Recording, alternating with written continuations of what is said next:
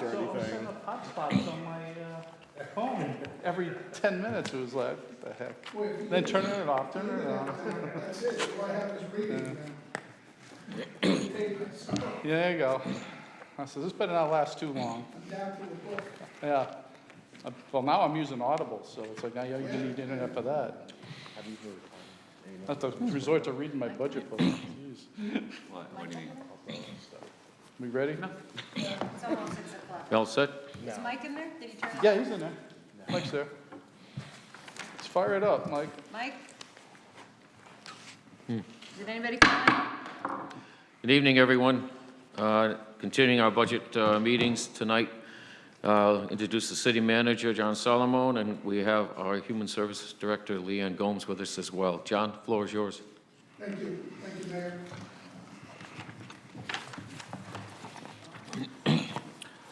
Okay, tonight we'll start on page 98. It's just a summary of the human services budget. Human services is divided into 4 divisions: senior center, youth and family services, administration and adult family services, and then recreation. So we'll start with senior center, which is on page 100. The major requests in the senior center were an additional staff person. It would be a additional receptionist. So the difference between the request and the regular employee's salary and the proposed is the position and contractual agreements. We did not fund the additional position, and you'll pretty much see that theme through most of our budget tonight. With that, I'll turn it over for senior center. Thank you, City Manager. Let me just first start by saying how proud I am of my staff for the good work that we're doing through this crisis. Is You everything better okay? put him more in the front. More to the front? Yeah. Okay, can you hear me? Yeah, better. Okay. We were able to respond very quickly to this crisis, and it's an honor and a blessing to our department to be able to serve the city at a time like this. I'm very proud of the work that we're doing. Our Adult and Family Services unit was able to visit the family of the first infected person in Norwich and bring that family diapers and some food and some baby formula. We are coordinating volunteers and establishing shelter protocols for the homeless people with COVID-19. We're applying for additional CDBG funding for rent and utilities and ensuring that food gets to disabled people. We're assisting folks to apply with unemployment. We're supporting the Norwich Public School System by getting children onto internet so that they can do their schoolwork at home, and we're assisting youth to get devices and tablets. We're allaying a lot of fears, and we're spreading the word on food distribution. At the Rose City Senior Center, we're supporting TVCCA Meals on Wheels, and we're able to deliver a lot of extra meals to seniors. We're using our facility for meal preparation and still feeding a lot of seniors out of there. We're still doing emergency medical transport, but we are no longer taking seniors to the grocery store. We're doing shopping for them instead so that they don't have to be out in public. Again, we're coordinating volunteers and delivering food, and we're going to use the van there to transport homeless people from outside to the shelter. Our Youth and Family Service Bureau has been certified to do teletherapy, so our therapists can use the computer and do like FaceTime with people and give therapy over the via the internet. We provided a lot of care kits for families that had a lot of board games and coloring books and fun things for families to do while they're cooped up. We're addressing the increase in opioid overdoses that are going on in the community, and we think that's directly correlated to people being cooped up. And we're doing online storytelling where you can go on our site and have Tiana read you a bedtime story every night.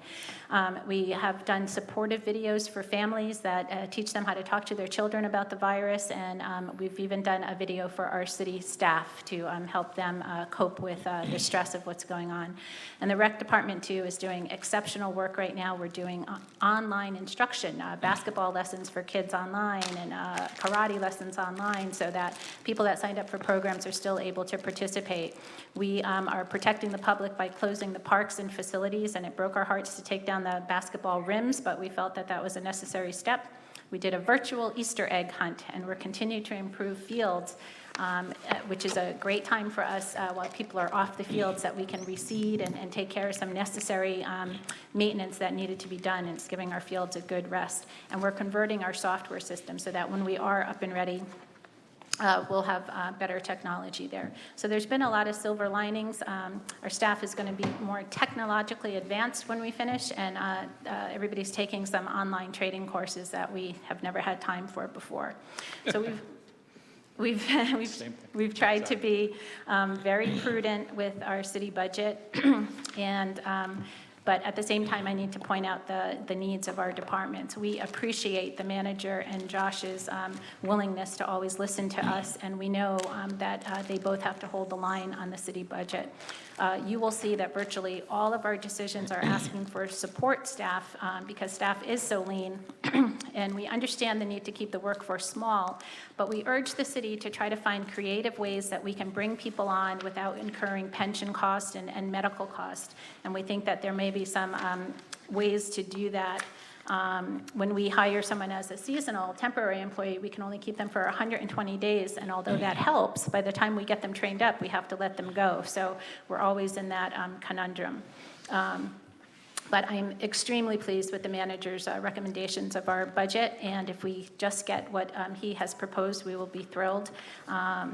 So to go right to the Rose City Senior Center, you know this is the jewel of the community. I've already told you a lot of the great things that we do there and continue to do there.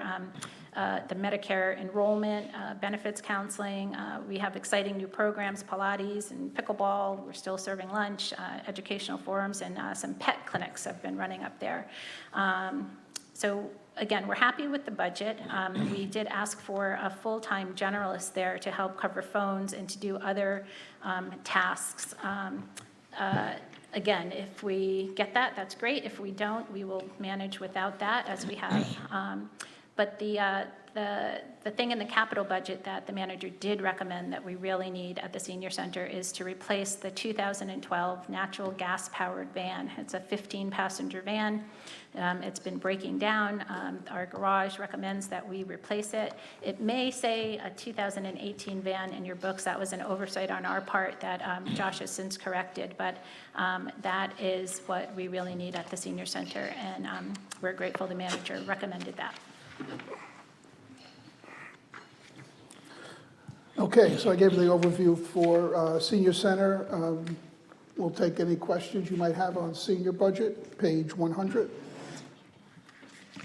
Leanne, you said the van is habitually in the garage?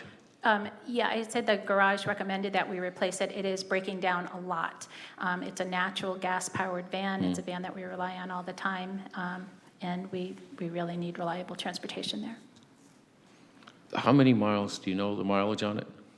I do know the mileage. I think it's over 200.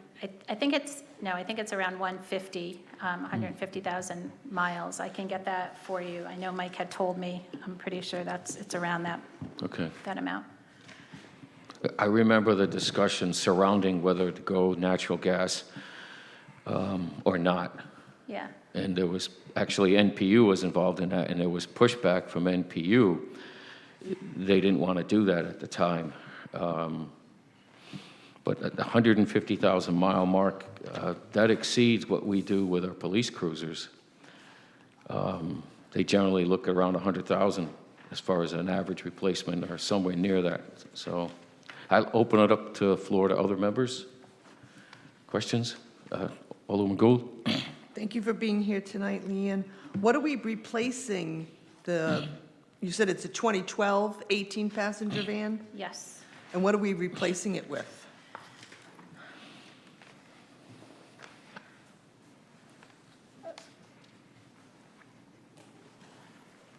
I know that we are recommending that we don't use a natural gas van, that we use a regular van, because we've had so many problems with the natural gas. So I believe it's just another 15-passenger regularly powered van. So you're reducing the number of passengers you can take? Oh, I'm sorry, it's an 18-passenger minibus, yep, Okay. yeah, for $75,000. Diesel or gas? I think it's diesel. I'll have to I check. would think so. You would think so, yeah. No, I It thought it doesn't was just necessarily, is it gas. diesel, John? Yes, it's diesel. Okay, that would be the way to go, I would Yeah. say, The current van allows for up to 3 people with handicap needs. Does this other vehicle you identified provide that as well? Yes. Okay. Other members? Yeah, Pro Tem Bettencourt.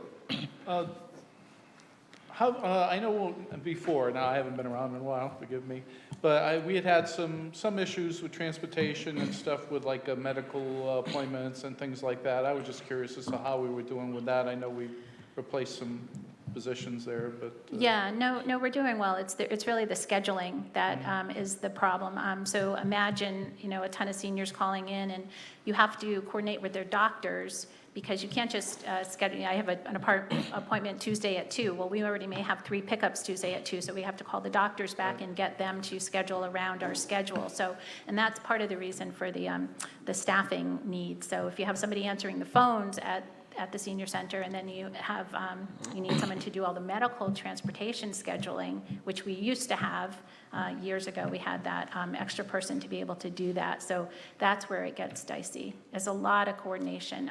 You have to look, does the person need a wheelchair van? Do they, what about their pickup time to come home? We got to bring them home. Can we fit that into the schedule? You got to look at the routes and make sure people aren't going scattered, that they're doing it in an organized fashion. So there's a lot to the medical transportation. Thank you. Members? Okay. Next department? Next Sorry. budget is page 103, Youth and Family Services.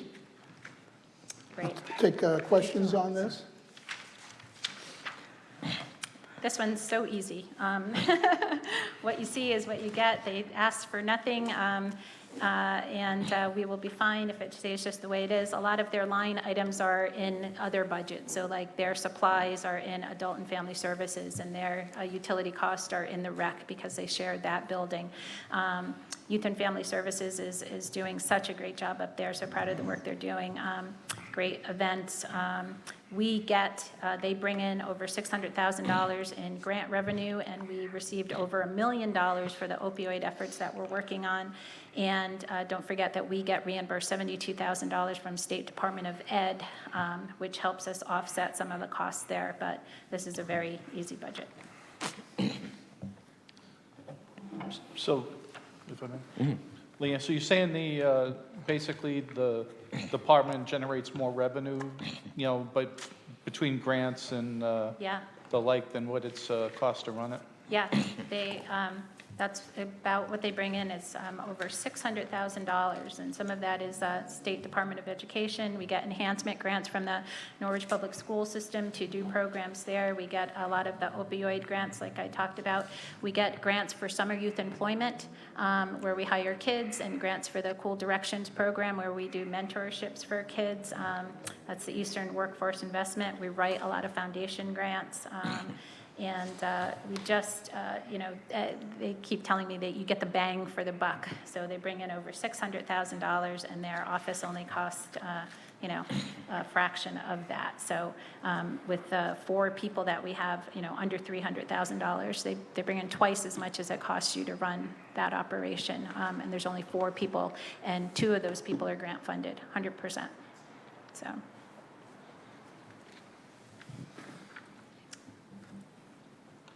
Yes, please. Alderman Wilson. Just kind of for the record, do you know what are the names of the other positions that are grant funded? Because I know that's what's in here. Okay. Just kind of like for the public to So we know. have the Partnership for Success. Correct. Position, and then we have the Drug-Free Communities position, which Okay. is Ray Allen. Okay. And people have kind of moved seats there, but Yeah. those are. And then the other question I have is just kind of like knowing the situation we're in, and I know like summer youth employment, some of those things are very important to your department and a lot of the work that you guys do. Knowing the situation kind of we're in, do you think that funding or any of those things will take a hit with this coming year? I really hope not. I know that New York State has ended their summer, or just said they're not going to do their summer youth employment program. I think that our numbers, our COVID numbers, will be so much lower than them that it won't hit us the way that it's hit New York. We have some preliminary figures as to what we expect to get from that. Last year, we were able to have 132 or 139 kids hired out of that program, and we're hoping to do the same thing. The person that runs that program, Kate Mildy, I call her my money magnet because she keeps drawing money to her. She finds these pots of money, and she is really adept at going after foundation money and other grant money. And if other communities can't use the allotment that they get, we've been able to absorb that. So we're just doing a great job on summer youth employment and the other program she runs, which is Cool Directions, where kids are doing mentorship. So I'm hoping, keep your fingers crossed. Thank you. And the only reason I bring that up is, as we're having these conversations about the impact of COVID-19, I think it's important to understand that 139 or more kids that are employed each year generate and bring money back into our economy here in the city of Norwich. They will eat, buy, go out and enjoy themselves here. So it's important to understand that, if anything happens there with those grant funding opportunities and programs, that also is an economical impact that it has here on us here in the city of Norwich. Thank you. Thank you. Thank you. Other members? Alderman Gould. Where are we, housing homeless COVID-19 positive patients? So we don't have any yet, so that's great. And this is an issue we've been working very hard on. Our initial plan is that New London has rented a nursing home, unused nursing home, the Viet Center. And our initial plan is to piggyback on what they're doing. So they have 40 rooms. Each room has its own bathroom. So they have only housed one person so far and who's discharged. So it's totally empty right now. So we have been able to form a partnership with them where that is our plan. If we get somebody in Norwich that's homeless and COVID positive or awaiting COVID test results, we will transport them there. When that facility reaches capacity, we will help them offset their costs too. That's our piece of the deal with using that facility. If and when that exceeds capacity, we will trigger our Norwich facility opening, which is going to be at Teachers Memorial School. I worked with Dr. Stringfellow this morning on that, and I'm working with Chief Wusick at the fire department and Jason Boletto, our emergency operations guy, and we are setting that up as a contingent shelter, but we really are hoping that we don't have to open that up. Thank you for asking. And how are we transporting them? So I will use the 5-passenger van at the Rose City Senior Center. I have the key in my pocketbook, and I will go and get them and bring them to New London so the protocol is the person enters from the back with a mask on, and I enter from the front with a mask on, and we transport them safely there. And if you know, what's the percentage of increase of opioid overdoses that we've seen in the last month or so? So I just saw the report this morning. We had a fatality over the weekend. So when you look at, it's about 6 this month, and it was about 6 last month. So it's not looking like it's statistically significant, but we're doing an actual study on that. Pat McCormick just sent that up to Hartford to be further evaluated, and we feel that there's more overdoses in the community, and anecdotally from what we're hearing from people, we think that there's going to be spikes in that. That's too bad. Yeah, it really Okay, but is. thank you. Thank you. Next. Okay. The next budget is on page 106. It is Administration / Adult and Family Service Division. This budget has a request for a part-time position as a receptionist in the regular employees. So that's why you see the difference between the regular employee line item of request of 145 and the proposed of 127,668. Again, love to have this. You know, answering the phones and handling people walking into the office is a big part of what we do. We have to pull other people off of task to accomplish that. If we don't get it, we will survive. We have been surviving for years, but we thought we'd ask in case there was a possibility that we could get it. And I think that's the only thing really worth mentioning in this budget. Everything else has been funded as we would have wished. Yes, Alderman Wilson. So the receptionist that you were requesting, that was the person that probably would be like more of a seasonal employee, I'm guessing? No, we were requesting a full-time, a permanent, part-time employee, 17.5 hours. Okay, We do have a person come in from Maturity Works, which is an employment program for people over 60 who comes in and helps. She does about 12 to 15 hours a week for us, but, you know, to have more coverage, we requested that. okay. And then my next question was, for this office, so for the adult and family, about how much do you guys generate in revenue and in grants Well, and whatnot? thank you for asking. We generate almost, well, when you look at grants, it's about $50,000.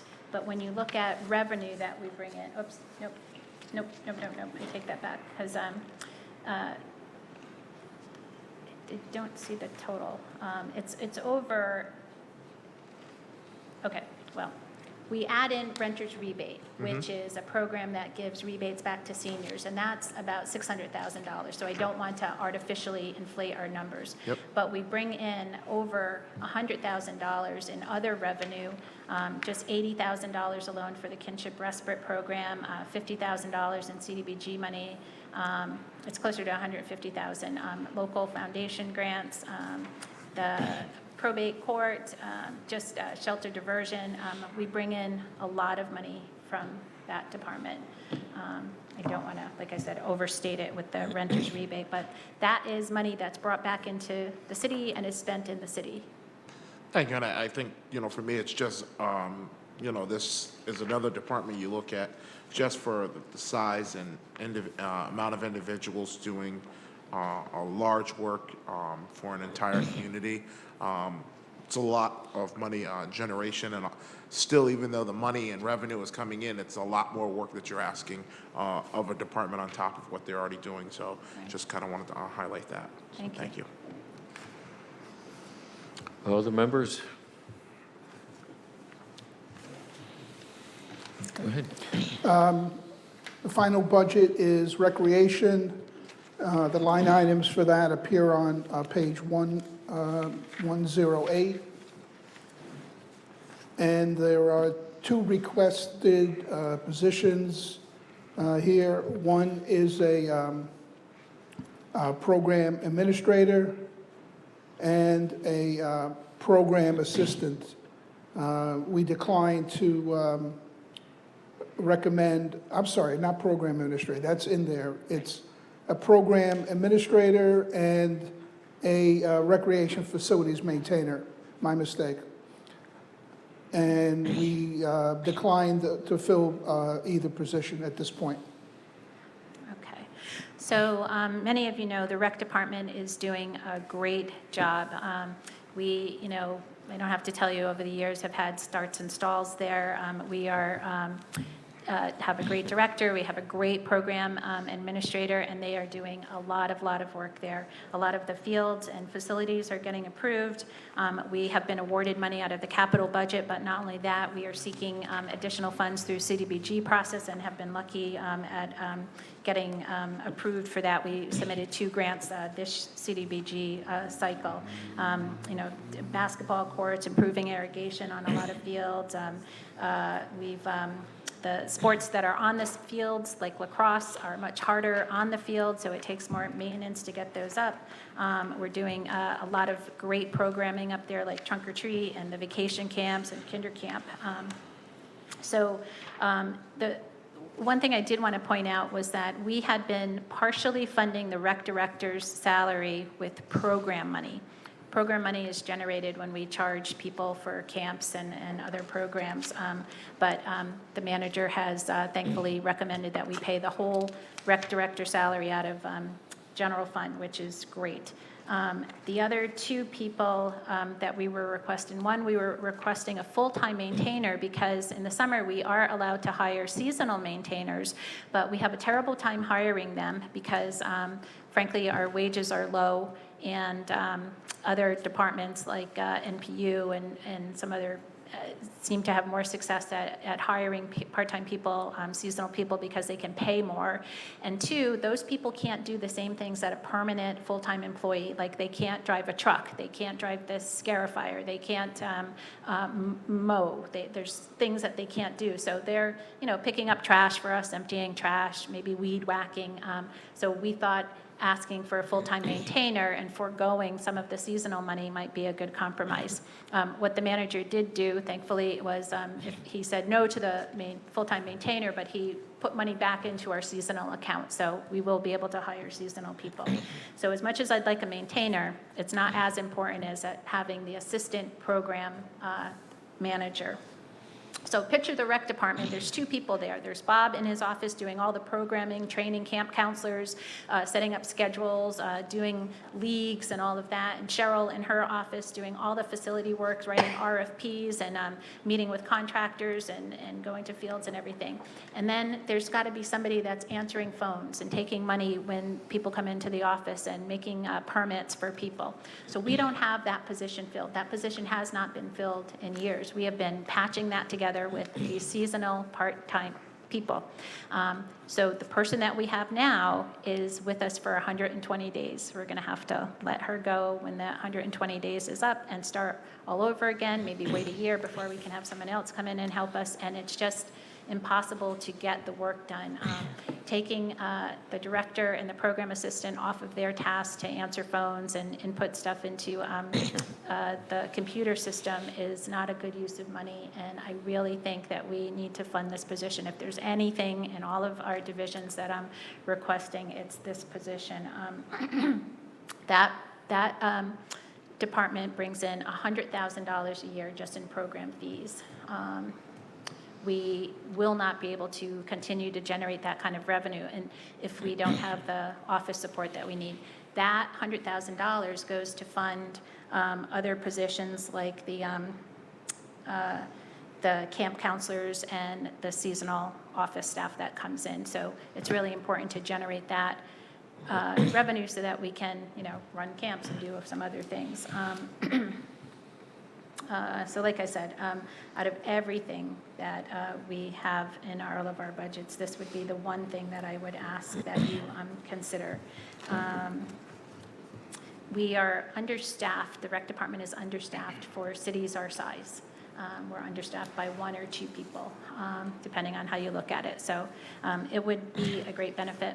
This is what I was talking about. If there was another way to hire people without incurring pension and medical costs, we would love to figure that out. And I don't know how you do that or how that's done, but we realize that just the medical alone inflates the cost of the position, and then the pension is always a concern of yours, and we are sensitive to that, but we really do need this position. We have to figure out some way to keep a person at that desk at the rec department to answer phones and do all the things that I mentioned.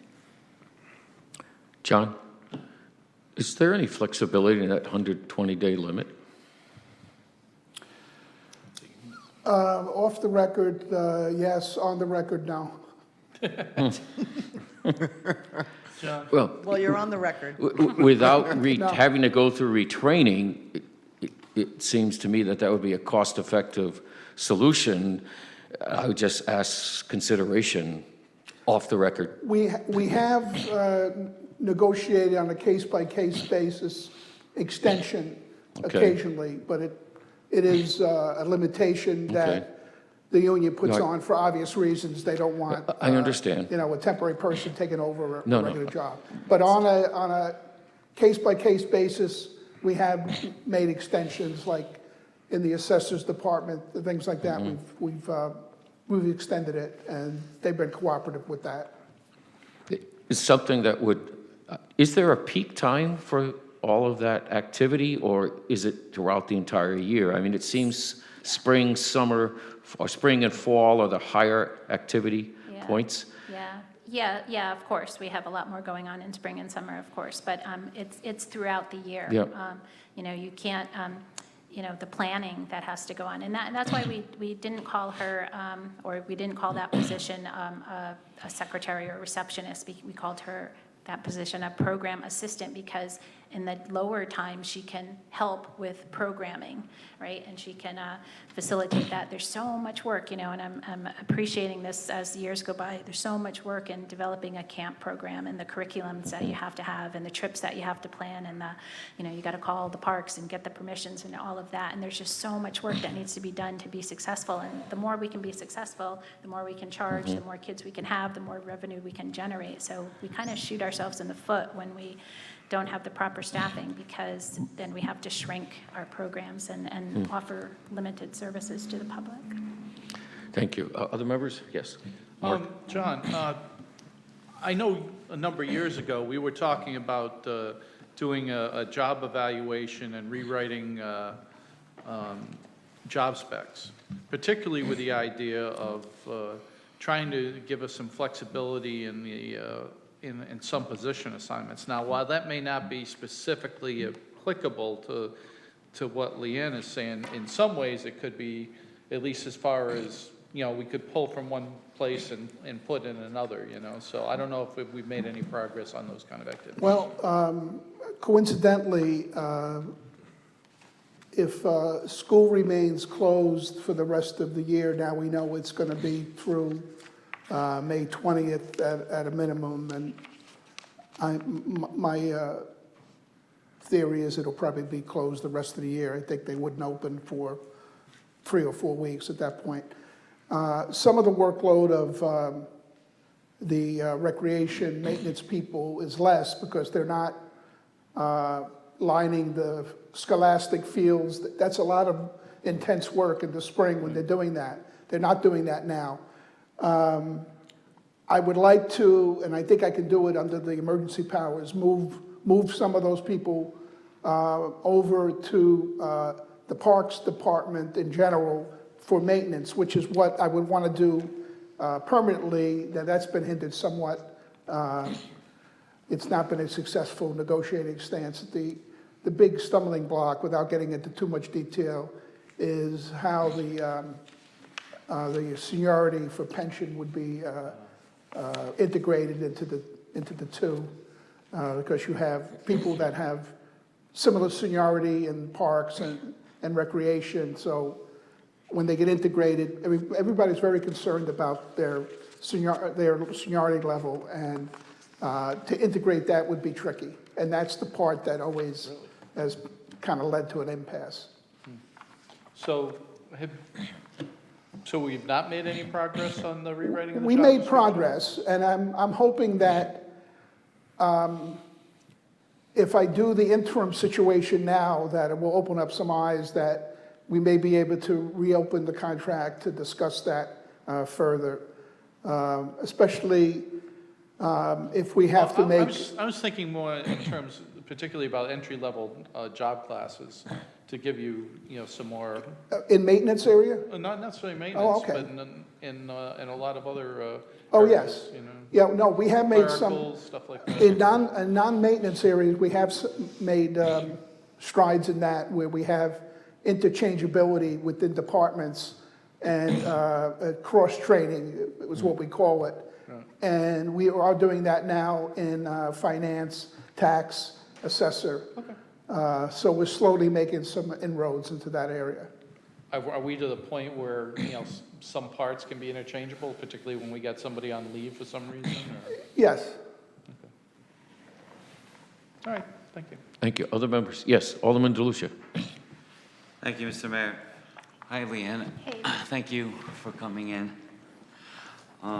So I'd like to talk to you about on the 4 different divisions, the the efficiency measures that you have cited. Specifically, so I'm looking at page 108, which is the recreation. It says, recreation budget as percent of total general fund budget. And then on the Adult and Family Services Division, efficiency measure is Adult and Family Services Division budget as percentage of total general fund budget. But then, when we look at Youth and Family Services, it says cost of department divided by the population. And again, with the senior center, it says expenditures divided by membership. I think it would be helpful to me if we knew for each population that your division served, what we really see under Youth and Family Services, the cost of that particular division divided by the population.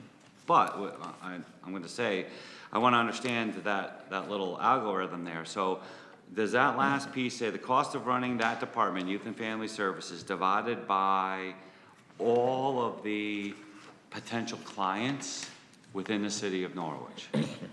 This is something that's calculated by the finance department. That's not our measure that's put there. So, sorry, Josh. That's the total population Of the city? of the city. So But- divided by, cost of the department by $40,000, divided by 40,000 people. Yes. It's on. Tap the microphone. Okay. So, because I think it would be helpful to me, having said that, thank you for that explanation. Having said that, I think it would be helpful for me to say, okay, we have this many people that qualify as senior citizens, as residents of the city of Norwich, Yep. that can use our senior center. What does it cost us per each and every one of those people to provide those services? And then again, it might be a little bit more difficult for Youth and Family Services because of the nature of it, but then certainly again, especially with recreation, we could say, okay, we know we have, however, whatever our clients are, right? Whether it's our school-age population, whether, you name it, whatever the Yeah. programs Yeah. are, but just add all those people together. Maybe it's the whole population of the city, right? And then divided by the cost of that department. Sure. But I'd like to see all four, right, measured or calculated in the same way. Sure. Because then we say, gee, we're only spending $3 per senior citizen, but we're spending $8 on some other demographic group, or not demographic, but age group, or whatever it might Yeah. be, Sure. right? And that would be useful to me. I don't know about the rest of the council, but definitely that would be helpful to know. And I know that's kind of a personal quirk, but again, I'm Yeah. a numbers guy, and Yeah. that would make it easier for me. We can try to get you that as accurately as we can. Yeah, that'd be great. Thank you. Oh, yes, Alderman Wilson. So kind of like piggybacking off of what Alderman DeLucia was saying, I think the other part, to kind of make it easier for you, is splitting up between general fund and grants, because I think understanding that not every dollar that you spend to produce a program or a service comes from the general fund, as you've already explained. I think understanding you spend a percentage of this money from the general fund on this, so that cost is going to be much greater. And I think it would be a good thing for us to understand if we were to use the funding you have from the general fund for the overall population, this is going to be the cost of that group. And then, comparing it with, we get this amount from the general fund, and then this is what we also get from grants, and Right. this is why it's able to be lower. I think it would be good for us to kind of understand those different dynamics, because it lets us know the impact that the general fund has on your operations. Sure. Going back to recreation, first question I have, and I know probably for Mr. Solomon, I know a few years ago we did, for when you guys were struggling to get lifeguards, some changes were made in the age in order, I think it was lowered to 17 or 16 or Yes. 17? Yeah, 17. To kind of help with the Yep. competitive nature of that position. And, so I'm wondering, when it comes to seasonal and different things, I know there are certain stipulations on certain tasks that they can do. Has there ever been any discussion as to looking at all of those task restrictions and evaluating how changing or possible additions can be made to helping them become a more efficient department in those areas, especially during some of those peak times? I mean, I know this year we're not going to have to cut as many fields and things because of the situation we're in, but, moving forward, I think that's something, the better ways we can help in that area, I think, would be important. So have anything's been done in that area?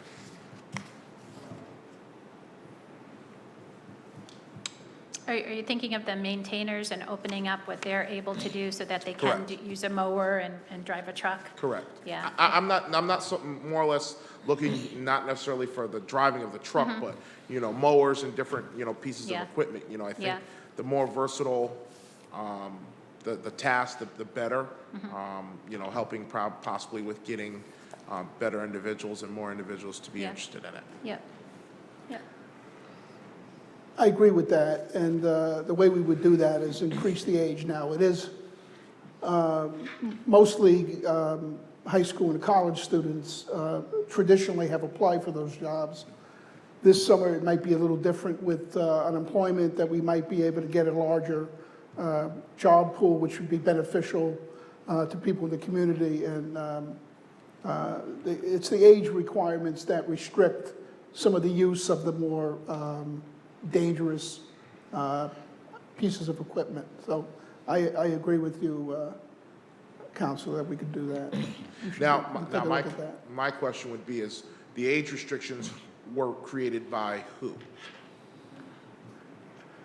That would be in consultation with Leanne and Human Resources. They would work together on that. Usually there's, because I have a business this applies to sometimes, so there are state regulations. Oh, no, in place. I was misunderstood his question. Is Yes, that what, is my answer any? that's under Yes. OSHA. Yeah, right. So there, like in my case, I can have kids ring the register out front, 16, 17-year-olds, but they can't work in the meat slicer, so Correct. that kind of thing. They might take their, Yeah. And I just want people to understand, just kind of for the record, for them to understand that these things that, we're talking about, these restrictions aren't necessarily, something that we're looking out for the best interest of every employee when they get hired, no matter what the age is. So I think it's them understanding that, we don't have these regulations and rules in place because we want to, but it's for safety precautions and Yes. things of that sort. And then my other question would be, I know we talked about back in, I think it was senior center, it may have been, about, the receptionist. Would there be just, knowing with this one, I think, being a program assistant, could there be that dual help between answering of phones or something Yes. of that sort with the senior center and the rec if that position was to be instituted? Yeah, we've actually applied in the budgets prior like that, like a one full-time person that covers adult and family and the senior center, or the senior center and rec. And I think that is a good direction to go, to do the cross-training, or to have, maybe there's other people in the city that have downtime that could assist. But yeah, I think that's a good idea. We will take whatever we can get. If we can get 5 extra hours, if we can get 10 extra hours, we will use it wisely. I do just want to say one more thing about the recreation budget. We had requested $100,000 for the Armstrong tennis courts, and thankfully we were proposed to have $75,000. We really feel like we can get that project done this year. We have created a great partnership with a strong partnership with private people who want to donate, with our government, the city. The rec department has a little reserve account that we can use to improve facilities, and NFA. And we really, and then a grant. We're writing a USTA, United States Tennis Association grant, that the maximum we could get is $50,000, but it's going to cost about $100,000 a court. We want to try for 4 courts. If we can get 5 done, that would be great. So as much money that the city can give us to get this done would be so beneficial. It was embarrassing to us last year that we couldn't open up the Armstrong courts. We know those clay courts are loved and revered, and it was sad that we didn't have the maintainers to do it and that they are too expensive to continue to maintain. We are looking at different surfaces.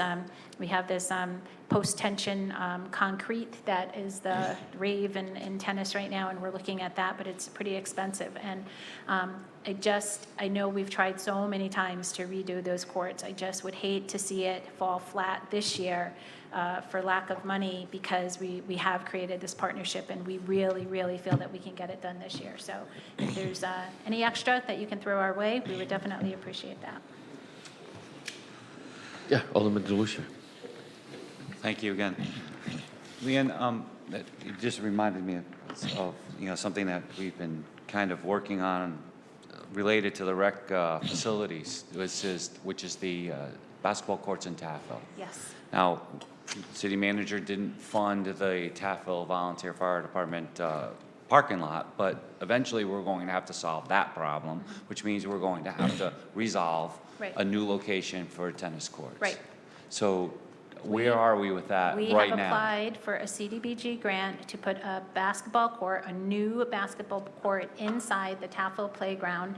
It will be a high school-sized basketball court, and we just had our CDBG hearing for that, and that was one of the grants that we put in. The other grant that we put in was to redo the Ockham Park in stages, paving and equipment and basketball court, and we kind of pieced that out, so if we didn't get everything we requested, we could do it in the proper order, but we think and know that Taffville needs a second basketball court. That area is up and coming. There's a ton of kids there. There's a ton of adults there. We can run tournaments there and bring in revenue, so we wrote a grant for that, and we're hoping it goes well for us.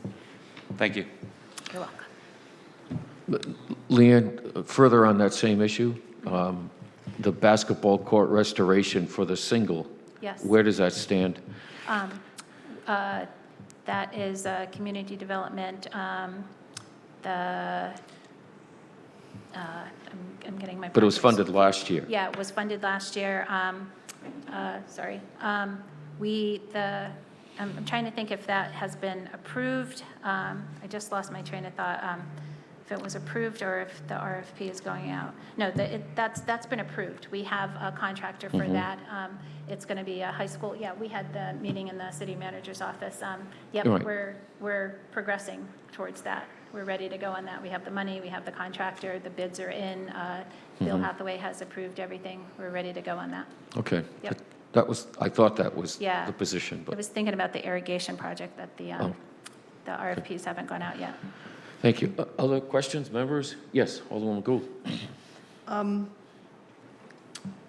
Right now, for recreation, your projected budget has $67,000 in it for seasonal temporary employees.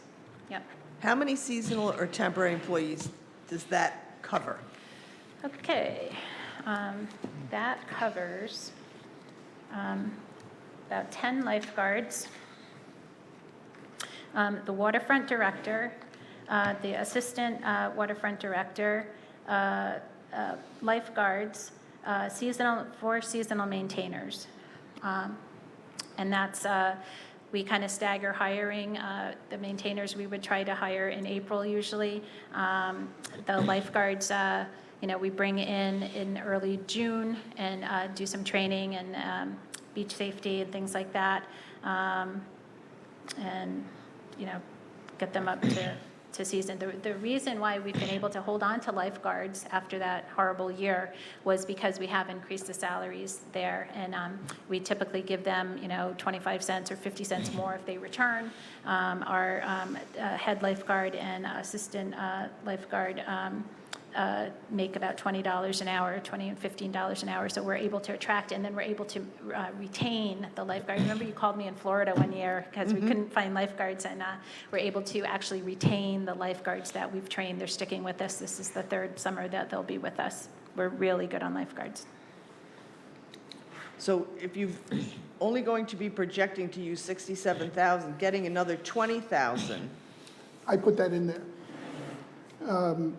When I reduced the request for the maintenance person, I substituted seasonal help for that. right, so you I should thought be that able was to more get more cost-effective. seasonal help Yes, with another $20,000 bump. right. That's Well, correct, yeah. Yeah, yes. Okay, and is the Taffville Playground really Playscape really 25 years old? The, yes, the Occam one, yes. No? The- I'm sorry, the- Greenville. Green. Oh, Green- Greenville. Greenville, there's no, Yeah, you're talking about the school? Talk about the one probably up at the school. At the That school. is being demolished yeah, and replaced. yeah. That was That one's a goner, $116,000 total yes. for last year that was provided for that. That's That correct. includes demolishing the old, replacing the new. We've had discussions about its location, if in fact that site became under consideration for a school again. Potentially, To yeah. keep that in mind as to, so that we don't make a mistake and have to move it. Yeah, we had all those discussions. Yeah, there's enough of room there to kind of relocate it to, But that should be in process now as well, I believe, as far as Mr. Hathaway's office and Yeah, everything I else. think that's It is, Public Works, yeah. yeah. Okay, because I was just looking at some of the things that didn't get funded, and I see it didn't get funded. Greenville, new Playscape, 25 years old for Yeah. $200,000. Yeah, they're crazy. They're crazy expensive and they're crazy old. And the grant that we just wrote for Occam, I think it's 23 years that equipment hasn't been replaced or upgraded. But Greenville is 25 years old, really? Yeah. Yeah, they are old So pieces the- of equipment. Part of the Greenville, if she's talking about even the 7th Street one, part of that playscape is old. Part of it is newer, but that was an addition. Right. So We- the older portion of the, We added, playground is still there. we repaired a slide. Correct. 5 years ago or Right. 4 years ago. But the main thing is old. Wow. Go ahead. so my last question would be, looking at, you guys had a slew of capital improvement requests. And my question would be, besides the Armstrong courts, was there any others that you seen as pressing? They are in order of what we feel is important, but in fairness, we asked the city manager and the comptroller, we said that we would be willing to forego those if we got $100,000 for the Armstrong courts. We usually get about $100,000, and we figured we would put all our eggs in one basket just to get this tennis court thing done. But they are listed in order that we need them. Okay. Yeah. And then the other question I have, so I seen down here over, I want to say it's just the water fountain for Mohegan Road basketball courts and buildings. Would those be the water fountains near the rec office, or would you be installing ones up near the actual courts? I think those are for new installed ones there. By the building? Yeah, no, by the courts. Okay. That's the problem. We don't want people having to come all the way over to the building to get a drink of water. We want it to have the water closer to the courts. Okay, Yep. thank you. Yep. Thank you very much. All right, thank you, Appreciate all guys. you do. Thank This you. could be my very last budget. Thank you, Leanne. Should we cheer, or? Shall we You could reconsider. All right, No hugs. take care. The next budget is Public Works. Pat should be coming down here momentarily. Here he is. Jackie, you wearing clogs or something? What are you wearing? Could hear you walk, yes, you stomping down the hallway. That way. I heard a What page is public? Ella? She emailed me that she couldn't get it. She said it didn't sound good. No one else could. Two people. Bill? Hi, Patrick. Chris? Joe, Mike, Anybody? All right. Charles? Harry, Dick, Tom? I thought I heard something before, but. Okay, this is the Public Works budget. On 92, page 92 is the summary of the divisions within the Public Works. Street maintenance, engineering, administration, lighting, fleet maintenance, refuse, recycling, building maintenance, and finally, parking maintenance. If you go to page 93, that is the first budget we'll discuss, and that is streets and park maintenance. And I want to point out one area. If you look at the staffing lines between the projected of last year and the request and proposed, the bottom line is 32 full-time equivalents. But you see how we shifted within these, we shifted some positions to make our group more efficient. We would have people that could supervise, and we could diversify our work groups. So that's why you see one went up, heavy equipment went from 3 to 4, and light equipment went from 13 to 12. And labor is the same thing, went from 10 to 9. So we interchanged, and crew leaders went from 3 to 4.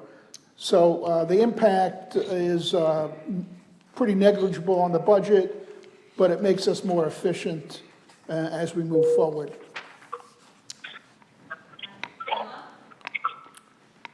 Somebody's there. Hello, is somebody on now? Yes, it's Ella. I had to dial back in. Oh, great, okay, we can hear you loud and clear.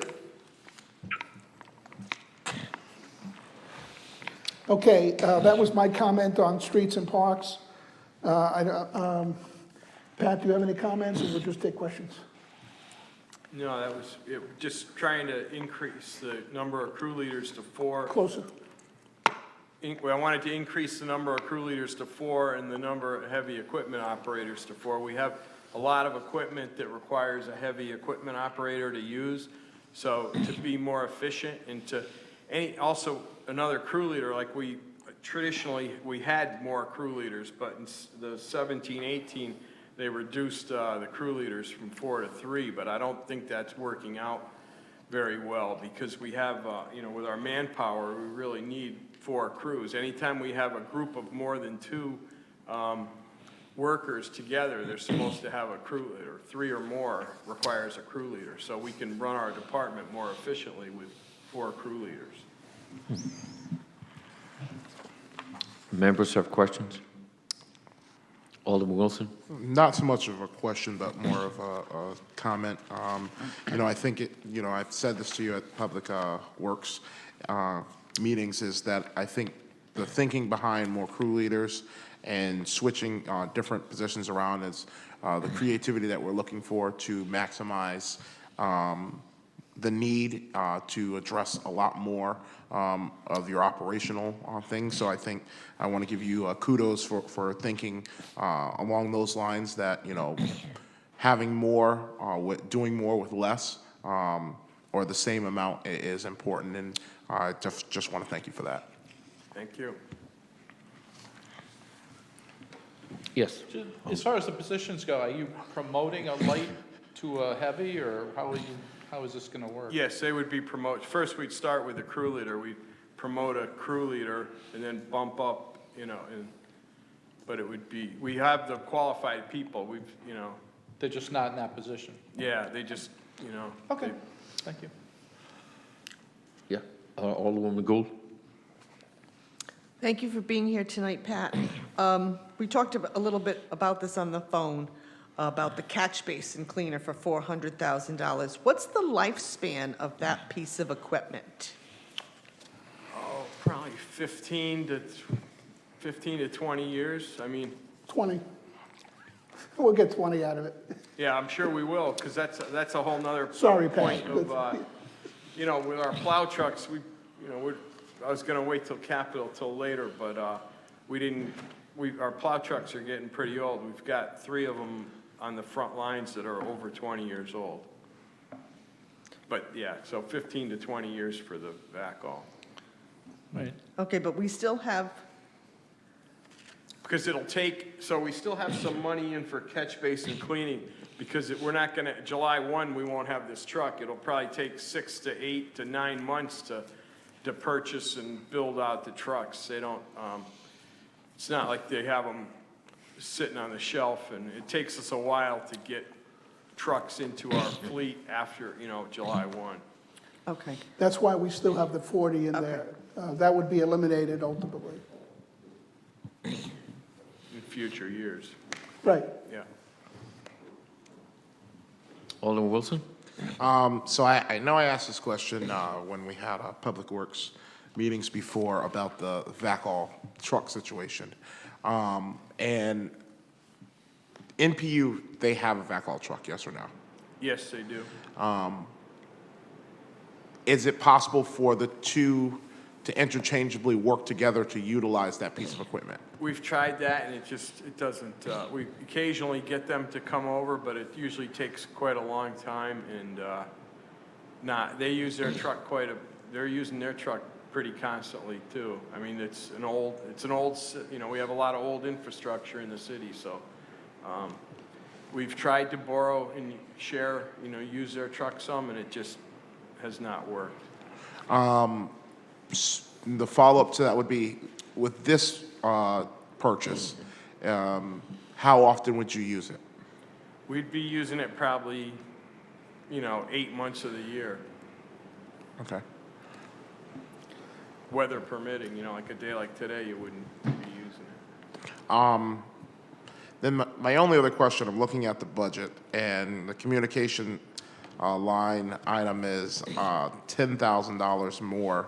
And I was just wondering why such a high increase this time around.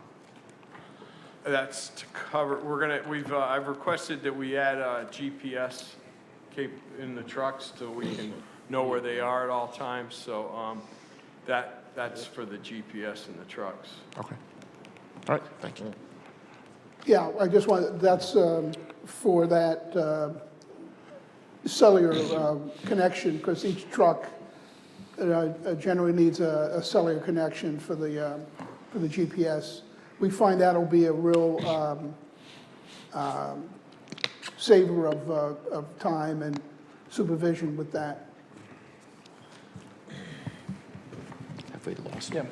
Go ahead. As far as the catch basin thing, just if you could satisfy some curiosity to me, I mean, you both do that work. How is it determined who does what? As far as cleaning out catch basins and stuff? Well, we maintain our separate, we have a separated stormwater system. Okay, so you maintain the stormwater ones? Yes, and they maintain the sewer ones. And what about the mixed ones? We still have some mixed ones in the system. We kind of share those responsibilities. We do have some combined systems. Right. We tend to clean out the catch basin portions of those, and they'll clean out the manholes. They'll be they take ownership of the manholes. Okay. So does that mean theirs often brings material down to the sewer treatment plant? Yeah, On there's a occasion. different, yeah, you It's a don't, totally different, material, yeah. yes. Yeah. Okay. That clarifies a lot. Other questions of this division? Next. Okay, next is engineering and administration. That is page, my pages are sticking together here. 94. Page 94.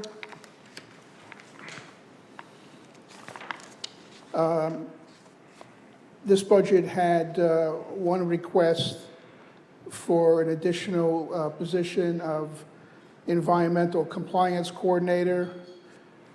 It's a position they had in the budget at one time, and it was eliminated about 3 or 4 years ago. And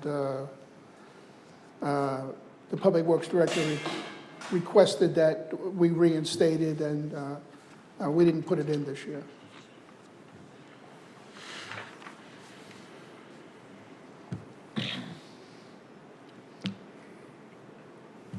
Pat, any comments or discussion on that division itself or the issue?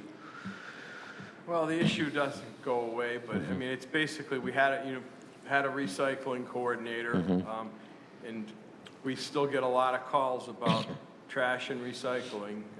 So people, engineers end up taking care of a lot of those calls, as well as the clerk takes the calls, but then a lot of times it'll be an engineer that goes out and looks at it, because we're the only ones there to do that. And there's also the changing the term to environmental compliance. Also, we now, like 3 years ago, the state adopted new MS4, which is Municipal Separated Storm Sewer System regulations. So we have a lot of mandates by the state to take care of with mapping our system, investigating the stormwater system. You know, there's a lot of requirements that we're, you know, falling behind on, quite frankly, and as are most municipalities, because of the unfunded mandates. So it was, you know, it would, in order to do what the job we're supposed to be doing, you know, this position would be valuable. I understand, I wasn't gonna press it, because I get it that, you know, city doesn't have a lot of money, so we can make do the way we've been doing it. Norwich Public Utilities, though, has responsibility in that as well, because with our combined sewer outfalls. Well, the combined sewers are not part of the separated storm sewer system, so they're responsible for those combined sewer overflows. But- They're not part of our MS4 system. So we're still trying to, because of the systems are so old and some unknown, and, you know, pipes and stuff, I mean, we're still trying to determine exactly where those boundaries are from our MS4 system, you know, what we're responsible for. That's part of the work that we're still continuing to do. A day like today, though, with the overflow issue, those will be mixing Yes. and eventually ending up in the stormwater discharge to the river. Yeah, well, those are their discharges. They're not in our separated. Those are the CSOs. The CSOs are discharging today, probably, most of them. Yeah, more than likely. But that's not part of our separated storm sewer system. That's that's NPU's responsibility, those CSOs.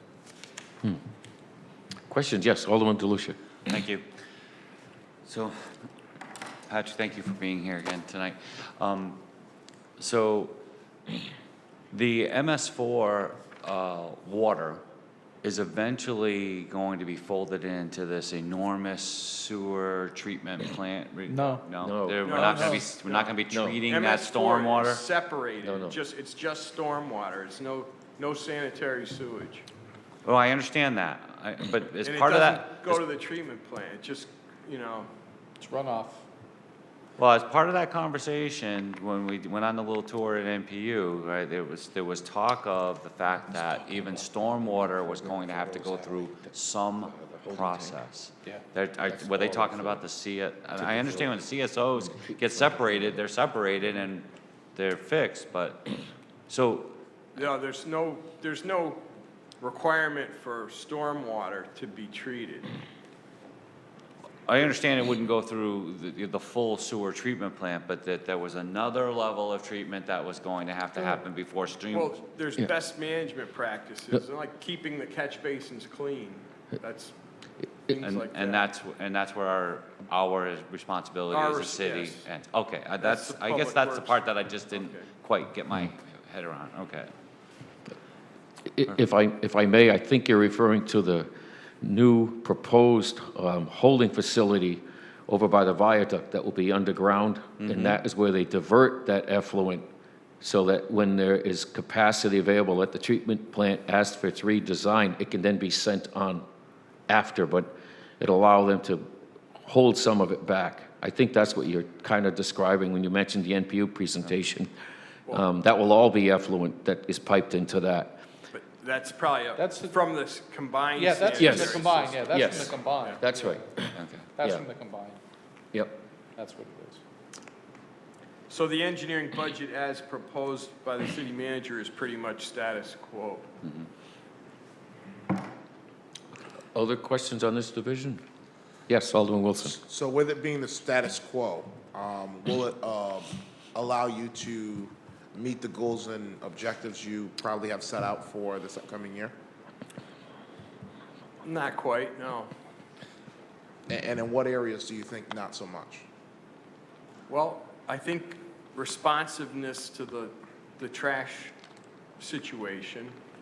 I mean, we're not going to be able to do as good a job, obviously, if we had a person designated to that to go out and make that their focus. And as well as the MS4, we probably won't meet all of our goal, you know, all the mandates for, but with the MS4, part of the regulations say to the maximum extent practicable or whatever. You know, they understand that we're not, most municipalities probably aren't funded enough to take care of all the requirements of the MS4 situation. Using a popular word, the MS4 goals are aspirational at the state level. Yeah. They're not necessarily realistically obtainable by each municipality. They're very, very stringent, but there is flexibility on the higher end of it. Thank you. Alderman McGould? Do we know how many municipalities are meeting the mark, let's say, on their MS4 compliance? Zero. Or, Zero. I don't know. so Stamford, I think, was doing pretty good. They were like in their own class. After Hartford spends the $2 billion, it is $2 billion. That's what They it might is. be very close to it because they're going for total separation of their combined system, and it's a new sewage treatment plant and everything. So it's not the city of Hartford, but the MDC that is spending that money. Yeah, some actually, there's That's a big number. Yeah, right. an idea, you know, a concept of creating a stormwater utilities and then charging like businesses per impervious, the amount of impervious surface they have. If their parking lot is, right. you know, 2 acres or something, you'd get charged a certain, amount for that runoff that you're putting out into the system. That hasn't taken off too well in Connecticut, but in some states they are, you know, like I think New Hampshire was moving along that way, even Massachusetts might be. Connecticut really hasn't, none of the municipalities have really decided to venture into that kind of territory. Well, when you're struggling for development, Yeah. the last thing you want to do is put another fee Tax, on something. That's on probably. a parking lot. That's been more of Yeah. the issue without, I mean, I agree, it's a good idea to have users pay some of the cost, but the timing is not great No. for that now. If we had a big demand, like you see it in communities that have a real demand on development, see it in, like in Florida and some of the cities in the Southwest, that is more prevalent. All right, so we're not the only municipality who's not hitting every mark on the MS4 compliance. No. I guess is No. the point of my statement. And under the engineering and administrative division, you did get a $20,000 bump in professional services. What would you be using that professional services money for? That would be for consultants for MS4 studies, like to complete our mapping and refine. We've used some student interns over the last couple summers to try to compile some of the data and put it together, but now to further it along and summarize it and put the finishing touches on it, we need, a consultant to do that. Okay, thank you. Alderman DeLucia? Just one more question, Pat. So, in all fairness, to get it down to one statement. The VACL truck at NPU and this new one that is currently in the proposed budget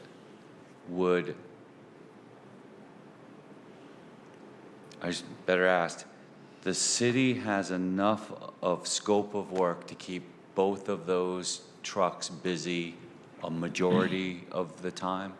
We have like 4,000 catch basins in the city. So we have enough to keep that truck.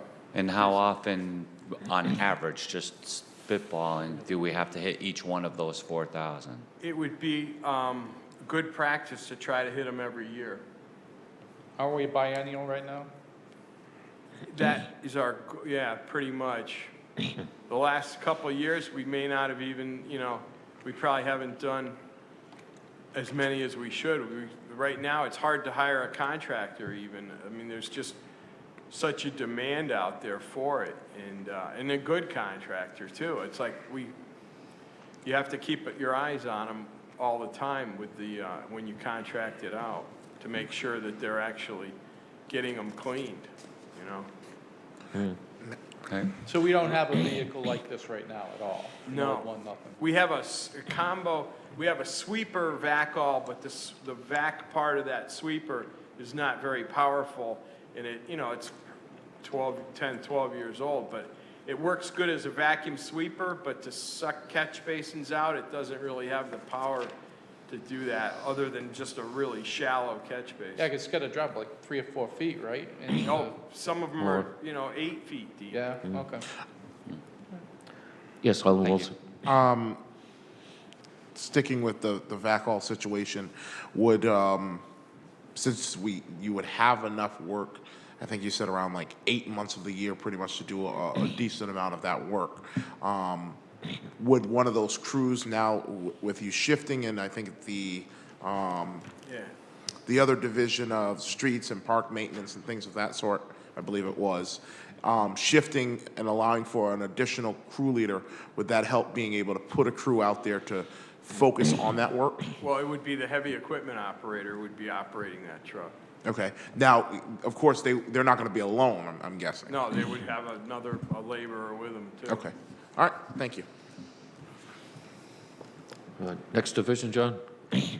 Nope. Next division is page 95, it's Fleet Maintenance Division. There was a request for an additional auto equipment mechanic. In my theme, as you see, I have it granted that. That was probably the closest that Josh and I came to adding a position, because they're pretty much maxed out as far as maintenance.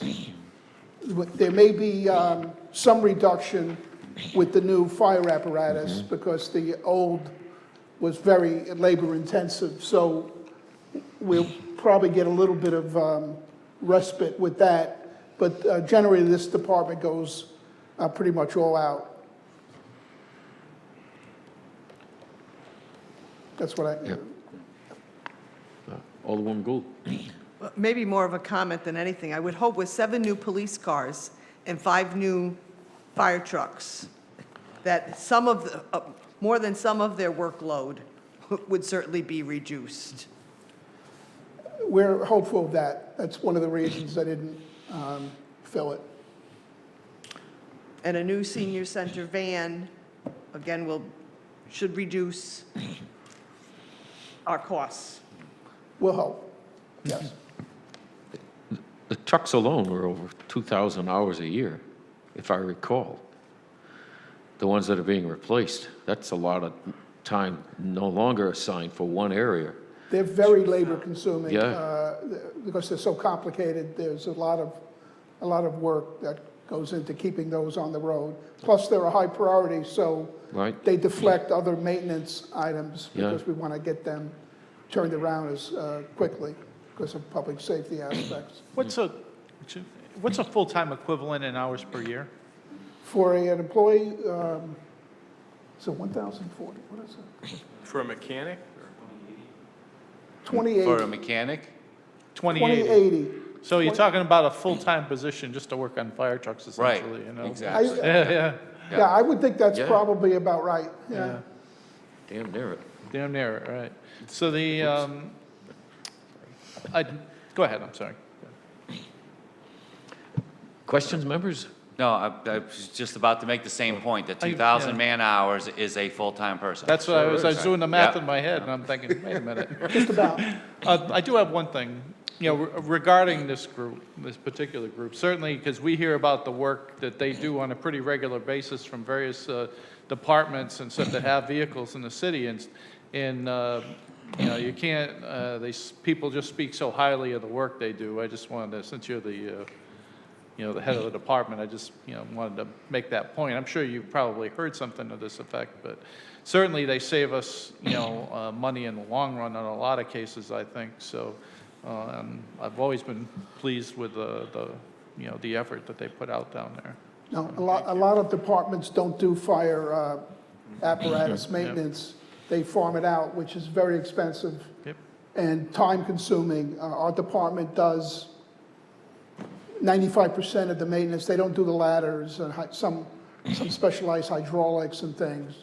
Those are special certifications that need to be adhered to. But the bulk of all our work, except for some real specialty items, are done in-house. Other questions on this division? No?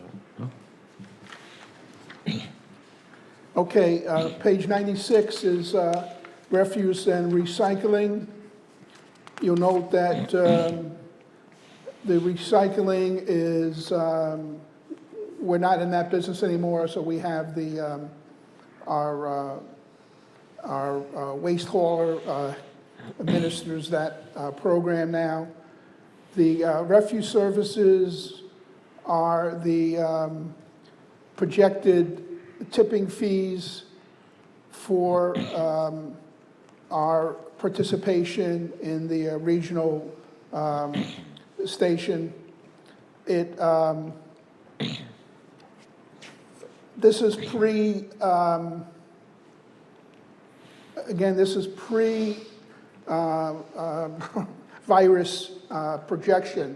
It's possible, and I haven't even really talked about this with Pat, if we have a real recession, these numbers will go down. There's a direct ratio between business output and refuse output. And if business output drops, then it's very coordinated, the two numbers. So we've assumed we were having growth up until the bottom fell out of everything last month. If that stays like that, we might be able to reduce some of this, but again, I would speculate on that. I wouldn't really want to. But yeah, it wouldn't probably be a large amount because the you know, the collection costs are fixed. It's just Right. the disposal costs are the part that you might have a little less that you're paying for in disposal. Exactly, that's right. But It's not the whole it's not all of it. 2.6. Right now, bulky waste is suspended, the pickups. Yeah. Any indication on when that might return, or is that just the way it is? Well, no, it'll return. When, I guess the drivers didn't feel safe, you know, Okay. taking all out whatever comes out of any particular household any given day, and Right. because all that's done by hand. Right. So I don't know if maybe whatever day we can start going back a little closer to normal, hopefully sometime next month maybe, or shortly after Well, we'll that. see. That's a virus-related cutback. So soon as the company feels it's safe, we'll reinstitute that. We're not paying for that service. No, I in the understand. meantime. What about Scour versus Wheelabrator? We've started at Wheelabrator, have we not? Is that not where our stuff's going now? Yeah, we've started making that transition. Yes. And by the end of this calendar year, all of the Right. trash from all of Sierra towns will have to go there. It's in a transition mode right now. Right. It seems to be working. Yeah, yeah. Yeah. And there was a cost savings we knew right after start. The cost saving is for SCARA, they're Right. basically, yeah, Yeah, they kind of priced themselves out. yeah. Yeah. Members? Yeah, Alderman DeLucia. So, it's really just, well, a question and a statement. So my first question is, so bulky waste pickup has been suspended, but the transfer station is still open for people who can bring things for bulky waste drop-off? Yes, but they'll have to, pay like, certain items are free up there, but your couch, you would have to pay for it if you brought it up there Yeah. versus, yeah. But that Right. is still open, the transfer station is still open, yes. And I know that the workers that do that are not our employees, and however, and this is the statement part, I think that they should be wearing a high-quality mask all of the time, because, I mean, you know, that sofa out of somebody's basement, and forget about COVID-19 for a second, what about the mold that's in it? What about all the other allergens that might be in it, right? I mean, who knows what's in, you know, those kinds of things? But again, it's not for us to say, but, you know, I think that I'm just glad we're out of the as a business. routine. I'm glad we're That out of was, the business, yeah, Joe, that was a comment. that we're not doing that anymore. Yeah. Remember that one. Okay, we'll move on to building maintenance. The building maintenance department, there were no requests for additional personnel. In addition to City Hall, we maintain a number of buildings in the city, including Union Street, Public Works Headquarters. We have a contract with NPU. We clean their building, and we do receive revenue back from them. We clean the park recreation building and the library. So I think those are the Police major ones. department. Yeah.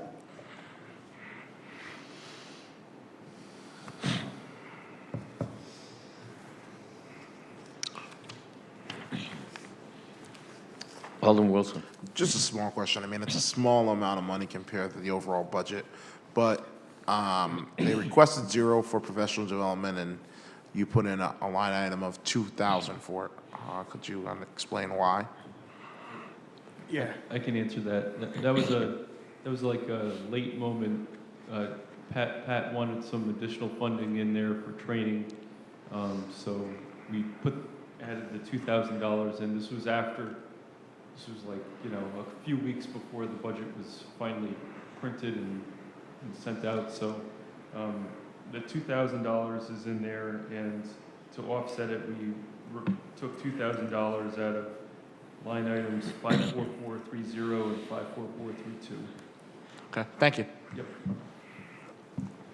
It's like, when we hire new janitors, we require them to get a CDL license. So we pay for that training. So it's primarily for new employees for, you know, CDL training, but then any other trainings that they might require too. Thank you.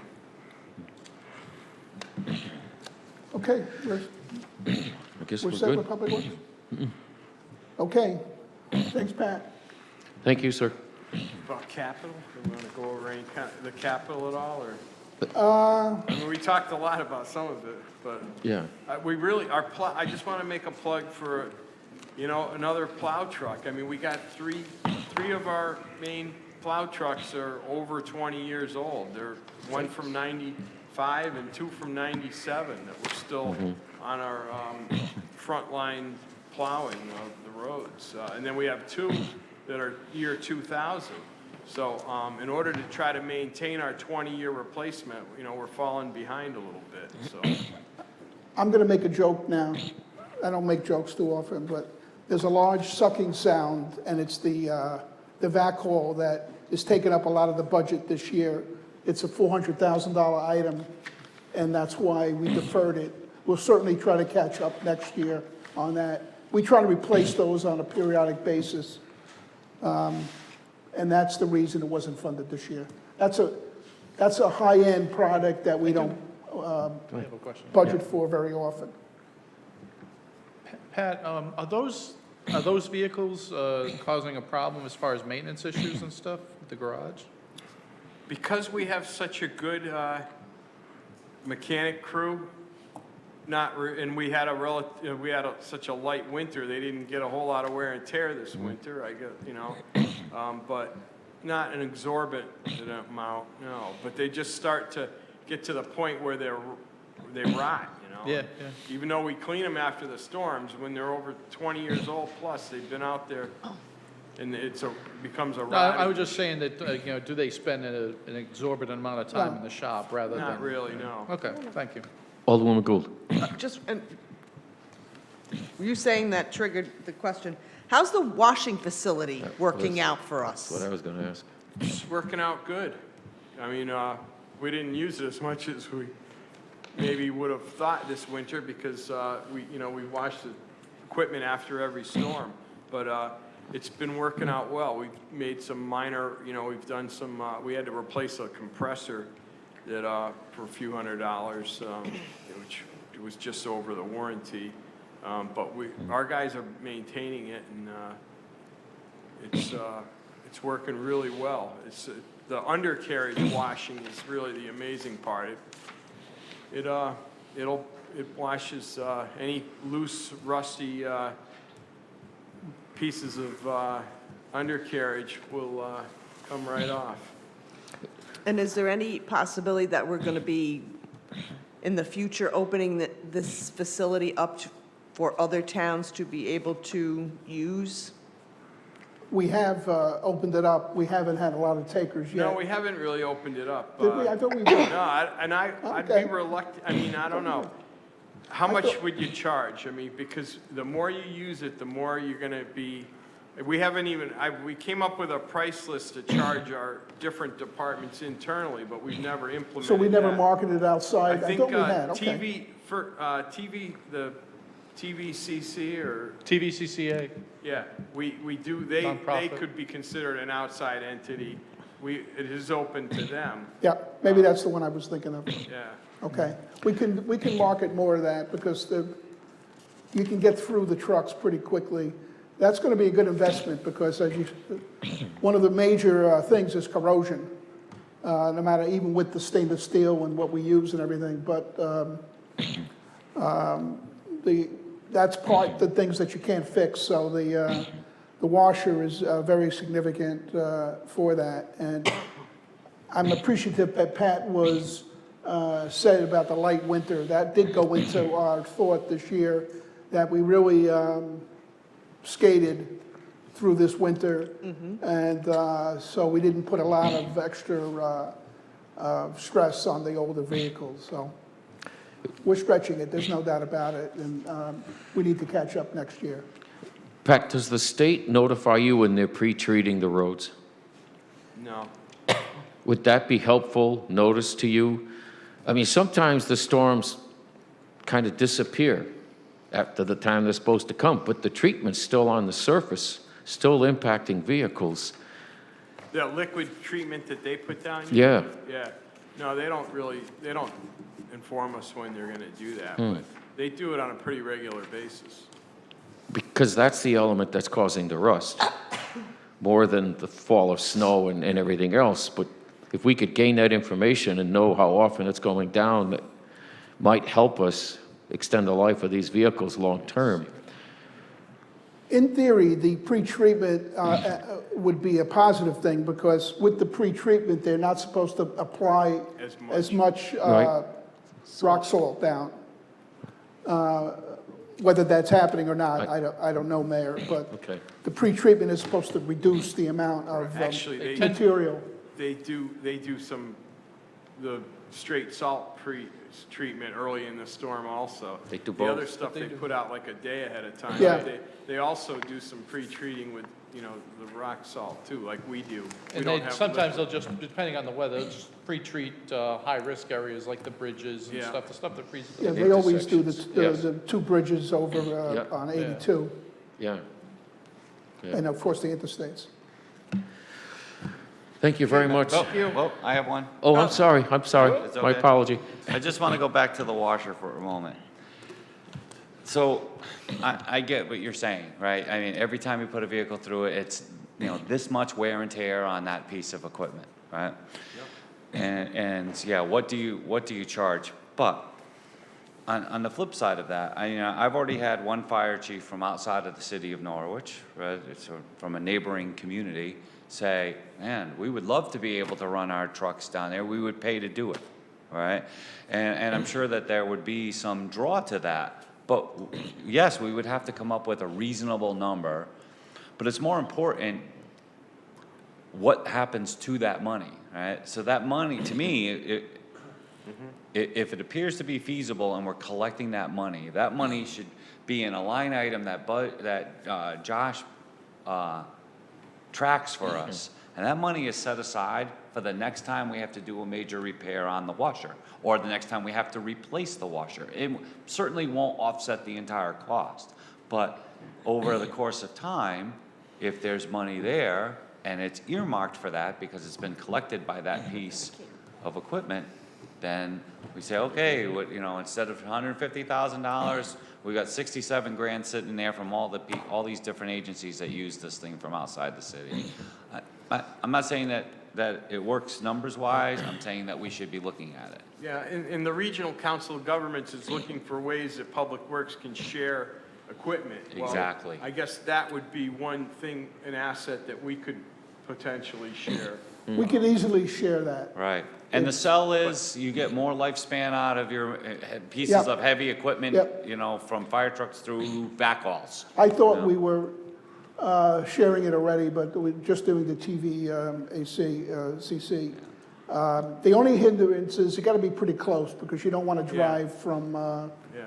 Your Plainville to clean come truck. here. Oh, right. You know, That's- sure. so it's got to be right within the region, or it's not a good idea. But I think there are some attractions to it. And Pat, you might need to apply for a different permit or something, right? That's it too. I mean, if you use it too much, it's based on kind of how much water you use per day, how many washes you do. If you exceed a certain average, then it kind of kicks you out of the general permit that we got now, and you would need an individual permit. So we would have to be Yeah, conscious right. of that. Exactly. And I say that's what you want to take a look at. Does it make sense to do this, right? If it doesn't work That's a good numbers-wise, point, fine. Josh. Thanks for reminding me of that. Thank you. Okay. Okay, Thank you thanks, Pat. Next budget is on page 67. It's Planning and Neighborhood Services. That'll be Deanna, She's right behind you. Slipped in. pouncing right in. Which page again? 67? Thank you. Yes, this budget, there was a request for an additional person, an assistant zoning enforcement officer / blight enforcement official. And this is the other one that I strongly considered, but in the end, when we had a goal of getting to the budget to a certain point, I reluctantly cut this out. But we have a major emphasis on blight enforcement, and our blight enforcement officer is pretty much going full tilt. And we certainly have work for another individual on this. It was a matter of funding and whatnot, but it's not often that I say that, but this budget, it's worthy to take a look at it, but I try to stay within a certain parameter, and I didn't fill it. That's all I have for this budget. Floor is yours. Deanna, you have, I really don't have much comments about our budget. It actually went down a little if you look at it. So that's good. Our fringe benefits went down. So I did ask for that position. The zoning enforcement officer as well has a lot of responsibilities. They have to do all the permits And a lot of those are ones that you have to review before you get a building permit. Zoning permit by state statute is required to be looked at. So the zoning enforcement officer is looking at permits and doing inspections and doing enforcement. So that position was going to be an assistant zoning enforcement officer, assistant blight official, and they would be triaging the work for those, the blight officer and the zoning enforcement officer, doing some of the low-hanging fruit. That was the hope. I completely understand the situation with the budget, so, you know, something for you to consider, but it's not a make or break. I think the department is doing really well with the staffing that we have. Everyone's working really hard, kind of keeping status quo, as someone said earlier, so. Yeah, I don't put too many plugs in for positions, but if I had more funds, I would have budgeted this, because I think we all have a big emphasis on trying to remove blight, and you really can't do it without a person. It just doesn't work with polite phone calls and letters. It takes an individual to dog it, put it bluntly. But again, looking at the budget, we didn't fund it this year. It is an arduous process too, because there's the violation process, and the citation process, there's hearings, there's multiple opportunities for hearings. So the blight officer is really bogged down with a lot of that, which takes them away from doing some of the work in the field. That's why, again, this would be more of a field person, which is what I was envisioning, not a person doing permits, not a person doing the citations, but really going out and triaging. But I appreciate, you know, John's consideration, the city manager's consideration of the position, and your consideration if you decide that you want to move forward with that. I have a couple comments just about the capital budget. I did ask for some money for you to consider money in there for demolition funds again, because of life, that things do come up. There's 2 buildings right now that are going to be in this fiscal year that we're working to be able to we need to take down, and I'm imagining by next year. So even $100,000 would be helpful potentially for one building to come down. And the other thing for your consideration, we put out a RFQ or RFP, I'm not sure if it was an RFP, I think it was, that Josh prepared, the finance director, for looking at our permit inspection software. We have a system that is very wonky. It's not state-of-the-art, and it's problematic. So we've been working with the Uncas Health District, the Fire Marshal's Office, and other departments, including NPU, to see if they'd be willing, if we were able to get software that would be more functional for everyone, and there was some support for that. So I don't know where that falls when you come up into the capital budget, but for your consideration for that, that would be really helpful to facilitate things even quicker and be more connected between our departments and the outside resources that we do have. Do you have any questions for me? So you had 2 significant retirements, were all within about of a year. Yeah.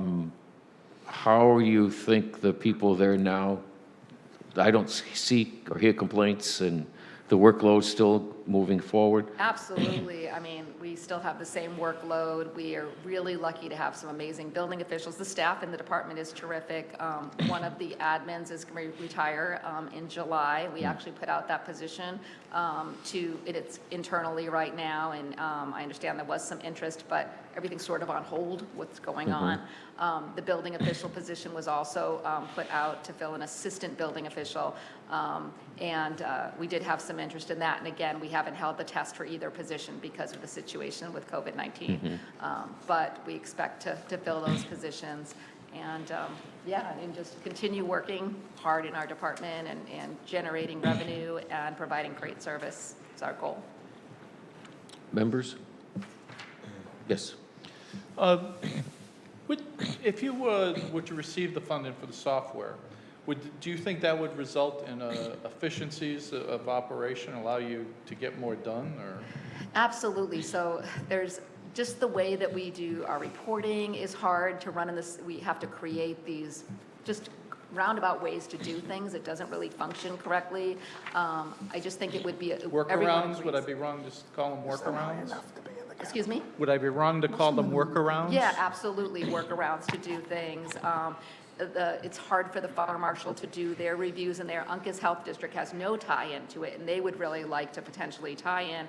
And whatever software that we decided on is something that they want to, they're involved in the review process, would be something they would want to use for across all their communities. So it would be really helpful for them to be able to institute that elsewhere as well. So they don't want to have one in Norwich and then try to use something else somewhere else. So they've been critical, and we got their comments of what they would be specifically looking for if we were upgrading our software. Thank you. Alderman Gould? I don't know if you came up with these numbers or somebody else came up with these numbers, but according to what on page 68, I don't have the whole. okay, in budget, but- 1819, it says that we issued 214 citations. Okay, let's get here. Then for 1920, it says that we issued 500 citations. And now for 2021, we're projecting 170 citations.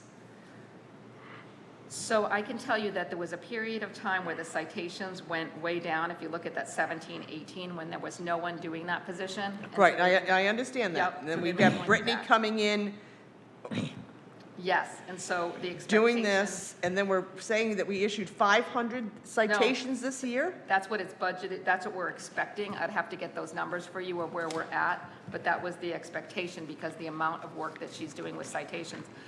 I believe I just reported a quarterly, and I don't have it with me, the last quarter that we just gave to John, the city manager, for his report, and I believe just in this last quarter, it was like, Josh, do you remember, I think $23,000 we collected in citations just for this last quarter. So we are doing, a lot of work with citations, which is one of the reasons that, staffing to help that position would be really helpful.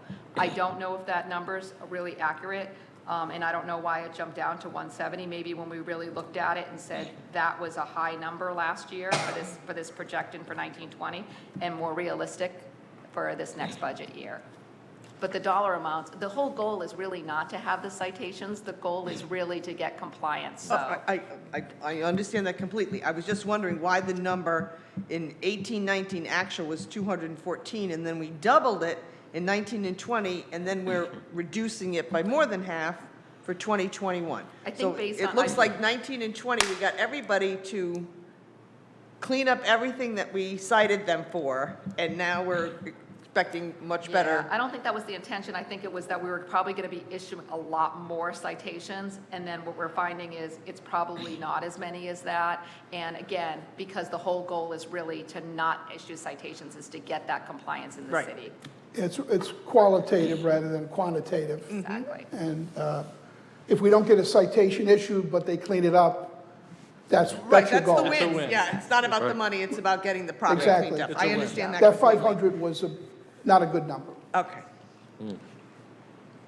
I mean, if you just look at the fees collected, you'll see that the fees collected are up about 50% versus the year before, so. And again, No. like I said, I don't have that quarterly Well, not report. even 50%. Not even 50%, Yeah, Yeah. 33%, excuse me. Yeah, but again, like I said, I Number don't in my have the head. quarterly report that I just provided to the city manager, but I'm pretty sure that it was like 23,000 50 we it is. collected for this last quarter. So it's up and down, it was what? 23,220. So that was, for just a quarter of this year. So it goes up and down. Again, that's not our goal. It's not the money. It's the compliance. I understand. Alderman Wilson? So first question, I know when we had strategic planning, we talked about some changes possibly to, I want to say it might have been the building official or the blight officer with towns, for example, like Preston and different things of that sort. Where are we kind of with that situation? The city manager at one point had talked about one of the communities, I believe it was Preston, he had said might be interested in sharing a zoning enforcement officer position, and I'm not sure where that stands. We're interested in doing that. It's the other participant has kind of gotten not as interested for some reason. Cold feet. Okay. I'm trying to be diplomatic. And I'm just trying to, think of, understanding that that would help with, if we were to add additional staff, looking at it in that sense. And then the other question I have, going to the capital budget request of the software, is knowing the times we are in with COVID-19 and whatnot. I'm guessing this software would actually help to enhance some of those things that you're doing now. I would say yes, and what we've actually done is instituted a few things since this whole COVID-19 situation that we've been wanting to do. We have been updating all of our forms to be fillable online, which is convenient, it's clear. People can just send it directly to us by email, which they haven't done before. They've had to scan them if they want to do it this way. They take the whole scanning out of there if you don't have a scanner or a printer to print out the forms. Keeps people from having to come in. We have also been working with the finance department on how we handle credit cards. We just, in this last year, started taking in credit cards, but what happens is it's kind of an arduous process. Again, someone has to talk to the person on the phone, get their information. We got to email them something for them to sign that says, or an email back to us saying, we're authorizing you to charge our credit card. Goes back and forth multiple times with admin staff before we do their credit card and then destroy that information. We're working with the finance department and our credit card company to make it so that it's a link that we won't put on the website, because we don't want people just going there and paying weird things that we don't know what they're paying for. But as soon as their permit is ready, we'll email them that link and they can just pay it directly on there. And then we'll be notified with an email saying they're paid. We can mail out their permit and email their permit to them. So we are doing those things now. And with this new software, we expect to be able to do more of that, be more efficient, but also, again, helping the other, not just the building department, but the fire marshal's office when they do their reviews, as well as, like I said, Uncas Health Department, because we have to send things to them to review, way back for their comments through emails. This way, everything could be, all of those information, we could scan the plans or get them digitally, and everyone can look at them right from there, and that's not necessarily the way it works right now. And I think for me, it's understanding and letting others know that, the software,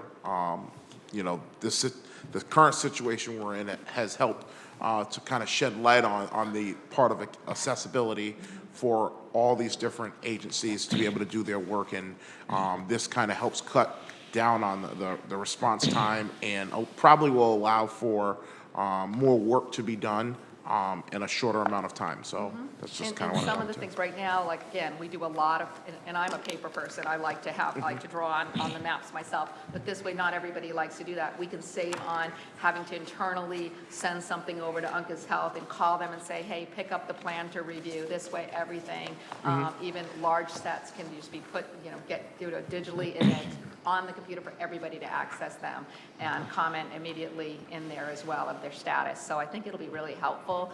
Again, we're not sure how that's going to go forward, but we all agree that I think it would be helpful. Thank you. Joe, go ahead. Good. And that's all, sounds great, but the software's not funded, right? I mean, that's what it comes down to. I mean, we're talking about how great it would be, but it's hypothetical because it's not funded in this capital budget as of right now. Agreed? Yeah, it's great. It has a gray spot on there. Right. So if we were to, as a council, decide to fund it, would using that software be a condition of employment for the new building officials that are going to come in, and also be a condition of continued employment in your department for the existing employees? Because whether it's $20,000 or $200,000, if it's not going to get used, No, absolutely. where's the benefit to the city? The staff that we have right now is really great as far as using the software that we have. And like, again, it's kind of not the best. It's Band-Aid. It's a Band-Aid approach.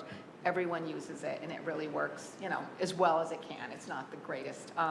But yes, so that would be, everyone would be required to be trained on it and to utilize it.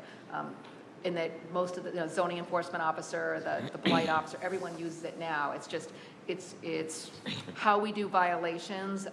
So what happens, just an example, is if you have a complaint, and then all of a sudden you want to keep a record of how many complaints came in, but once that turns into a violation in the system, it wipes that complaint away. So you don't really have a real number of how many complaints we really had. When we want to keep that and then turn it into a violation and move on, it just kind of wipes things away. So that's what I'm saying. It's hard. The same thing with when we have when the building officials need to go in and when there's a fire and they need to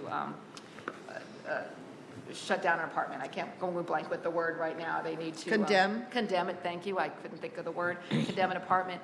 We don't have those numbers. That doesn't work like that. So what happens when we do our quarterly report, and I get a call and we speak with Leanne and say, what were your numbers? So we can verify, because it doesn't keep it that way. When it's condemnation, it keeps it by the building. It doesn't keep it by the units, so we can't tell that. So we have a lot of Doing a good paper job. notes and then verifying it with Leanne's office in Human Services. So some of that stuff will be better. Like, that's what I'm saying. So record keeping is better, and I think, and everybody would be required to utilize it. Thank you. Are there any issues with collective bargaining that would forestall that becoming a reality? I don't expect so, because all the positions require that they process permits or do inspections or take in permits, and it's all in there, and whatever, and it says use a computer and use software that we have available. So no, there's nothing specifically that says you can only use this software. You only have to, no, I don't expect it to be a problem. I only ask that because when you first came here, you encountered some pushback on change. I just want to make sure that that doesn't continue with this purchase, because I could see this become an economic benefit for the city, particularly in approval of permits and expediting those issues that developers look for. No, I think the team that's in place right now works really well collaboratively together, including NCDC could also be on this, all these different people to look at things. And the staff, I think that everybody is really utilizing it. Some of those, it's taken a lot of pushing, to make things work, but I think that it's becoming a pretty well-oiled machine, I think. I think we're doing a pretty good job. Thank you. Members? No, just it seems to me that we'd be better off if we're considering spending money, looking for things that could give us more, efficiencies and allow us to get more accomplished. The mayor mentioned the economic development link, and this is one of those things that, I would refer to as kind of as low-hanging fruit, where, you spend 20 grand and, you actually might get a return in efficiency and more work output getting done. So, and I know, for my own, stuff that I do is, I run into this all the time. So I would certainly consider this kind of thing. Now would probably be a good time to mention that $20,000 in there was a placeholder, and the 5 proposals that we've received so far have upfront costs of $100,000 to $300,000 and annual costs of $30,000 to $100,000. Annual. Annual cost? Oh, So that's there's service. fee Yeah. structures associated with the use, the license. Does the software build the projects too? Wow. I mean, come on. So the, Holy crap. I've read through them, and one of the other persons involved is Patrick McCormick, who's not going to be really reading through his proposals anytime soon. So, we're still in the process of evaluating all those proposals. There is a couple of companies that we were hoping to hear from that they actually are selected bidders basically for the Council of Governments. They have 2 permit softwares. I think is it Viewpoint, and there's one other one. And I don't believe either of them responded to our request for proposals. And I think that they're cheaper, and there are already a lot of communities in Connecticut are using them. But when we went out specifically ourselves, they did not respond. Is that correct, Josh? Yeah, but I'm not sure that they've done anything exactly like what we were asking them to do yet anyway, because we wanted to have a regional health district combined with our one town building department and also possibly utilities and the fire. So, you know, that's what we asked for, and they didn't submit a proposal. So, I mean, that's another opportunity. We could also go back to the Council of Governments and speak, you know, again, to those two that were, you know, selected for the region, that, and see what, you know, what they could do for us if they were interested.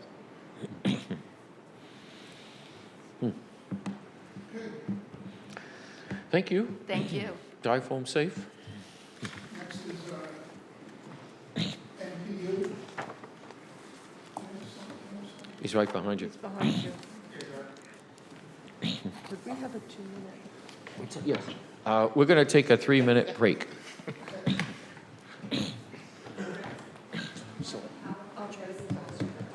Oh, it's okay. Take 4. Okay, I got a phone call from a buddy of mine, same thing. Big oak came down and it hit a pine tree on the way down and took the pine tree with it, right in his yard. Luckily, it fell kind of diagonally away from his house, Yeah. but still, it was scary. He was on the phone, I could tell he was a little shaken up. Oh, This was that far away. Ooh, that's too close for comfort. And Yeah, I've seen that. I didn't even think that tree was big enough to reach my house. Yeah. You know, it was right on the edge of the front corner of the property, right on the road.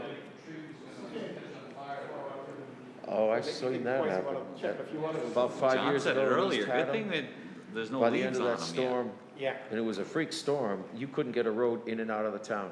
Every road was They were blocked, only seeing but I steady saw a winds tree of split out.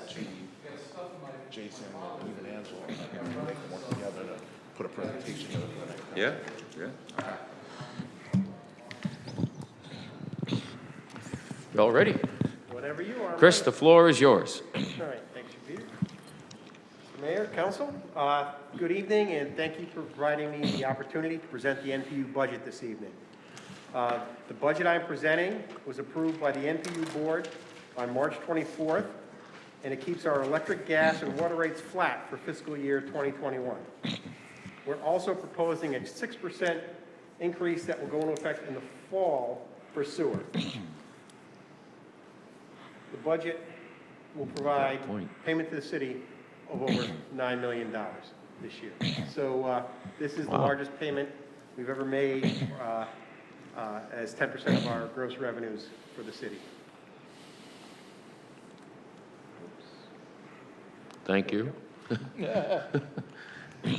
All right. That's next. The payment to the city is over $300,000 more than last year and continues to lower the tax burden by over 4.6 mils. We've generated over $82 million for the city in the past 10 years. One thing that we're seeing negative impacts of the coronavirus on the economy and with significantly lower energy costs. I think everyone's seeing that at the gas pumps right now. Well, natural gas is also at historically low rates. Next year, we're seeing potentially next year's budget, there'll be a potentially much lower payment to the city due to those two effects. We'll know much better in July after we've completed the fiscal year, but it could be upwards of 10%. So we're watching it very close. Gas revenues are projected to be roughly $1.2 million lower than last year. This is driven by a positive and a negative. Well, actually, it's two positives. I'll take that back. The positive is that our customers are paying less because the gas commodity costs have gone down. And we're also in gas seeing a volume increase as well of 2.21%. So the gas expansion projects are still paying off, and we're getting additional customers every year due to those expansions. Our electric revenue is $56,874,000, and it's decreased by $1.1 million from the previous year. This is being driven by a sales volume decrease of 3.3% and is mainly a result of the impact of energy efficiency in the community. Our 1960s vintage gas turbine generator is also continuing to provide value of over $1 million to our customers. So Once again, this is a continuing trend. You can't go out and buy an incandescent light bulb anymore. You're buying not CFLs, but LEDs, significantly lowering the cost. Some places it helps, like the city's paying for street lights, but some places where all of our businesses are only being able to buy more efficient equipment, it's significantly impacting city revenue. Our water revenues have remained flat at $11,426,000, so not much change in water. And surprisingly, in the coronavirus, water use is going up, even though we've lost some very large commercial customers. So people are staying home, doing a lot of washing, doing a lot of, having a lot of water use. Our sewer revenues are also remaining flat and are projected to be $9,056,000. The revenues reflect a 6% increase effective in November that will continue to get us ready for the proposed sewer plant upgrade we have been planning. So we need to get the money basically set aside so we can do the financing of this large project, which will probably happen in the 2022-2023 timeframe. NPU does provide additional value to the community in many ways. Our 3 hydro units provide enough power generation to power 883 homes. We provide tax credit contributions to the community of over $640,000 this year, helping such organizations as the Otis Library, UCFS, Buckingham Memorial, and the Vincent DePaul Food Pantry. We also work very closely with the local human services groups and provide over $1.1 million in energy assistance programs to our customers who are in the most needy. We provide efficiency rebates and incentives to our residential and commercial customers, and all of our money stays local and is making our customers much more competitive. The presented budget reflects conditions prior to the pandemic. It's far too early to speculate what the long-term effects will be on our revenue. We will be presenting more detailed financial information to the new NPU board on April 28th at our next meeting. We are planning on we are currently reducing spending, and our plan is to reduce fiscal year 21 spending to match potential lower revenues. So as we see what the revenue projections are coming in, our spending will match, and we will do whatever we can to provide the same reliable service, but right now, this is the best we can do under the current situation, and we will manage the business to reflect our revenues. Are there any questions? Alderman DeLucia. Chris, could you tell us just a overview of some of those things that you are doing to reduce expenses? All right, so right now we have stopped the majority of our large capital expenditures. We had projects in this year's budget such as paving the parking lot at South Golden Street. If anybody who's driven in the back, they know it's a dusty, broken up parking lot. We've done a lot of construction on site, but that's going to save roughly $500,000 in paving. Things like that we are stepping back from in all of our divisions. We are meeting every single week with every department head at NPU to see what we can cut back on and make sure we're making prudent decisions to reduce costs. Thank you. Yes, Alderman Wilson. So first, I want to thank you for being here tonight. Do want to echo the sentiment that we appreciate the commitment to doing what you can to lessen the burden and stay within whatever the budget that you have kind of comprised. And I think just answering Alderman DeLucia's question kind of helps with people understand just the high quality of work and decision-making that has to go in to doing those things. Separate question from the budget. Earlier tonight, I asked a question of Public Works, for example, their VACOL truck that is in this year's budget. And one of the questions I wanted to know and directly ask you was, how often do you guys use that truck? All right, so our truck right now is used for cleaning trouble spots. It's used for responding to emergencies. And we are understaffed to utilize that truck effectively. But in this year's budget, we're adding 2 staff members to the sewer plant to meet those needs. We recently had an EPA audit, and the findings came out that we have done a great job of assessing our system. We haven't done a great job of repairing and maintaining it as well as we should.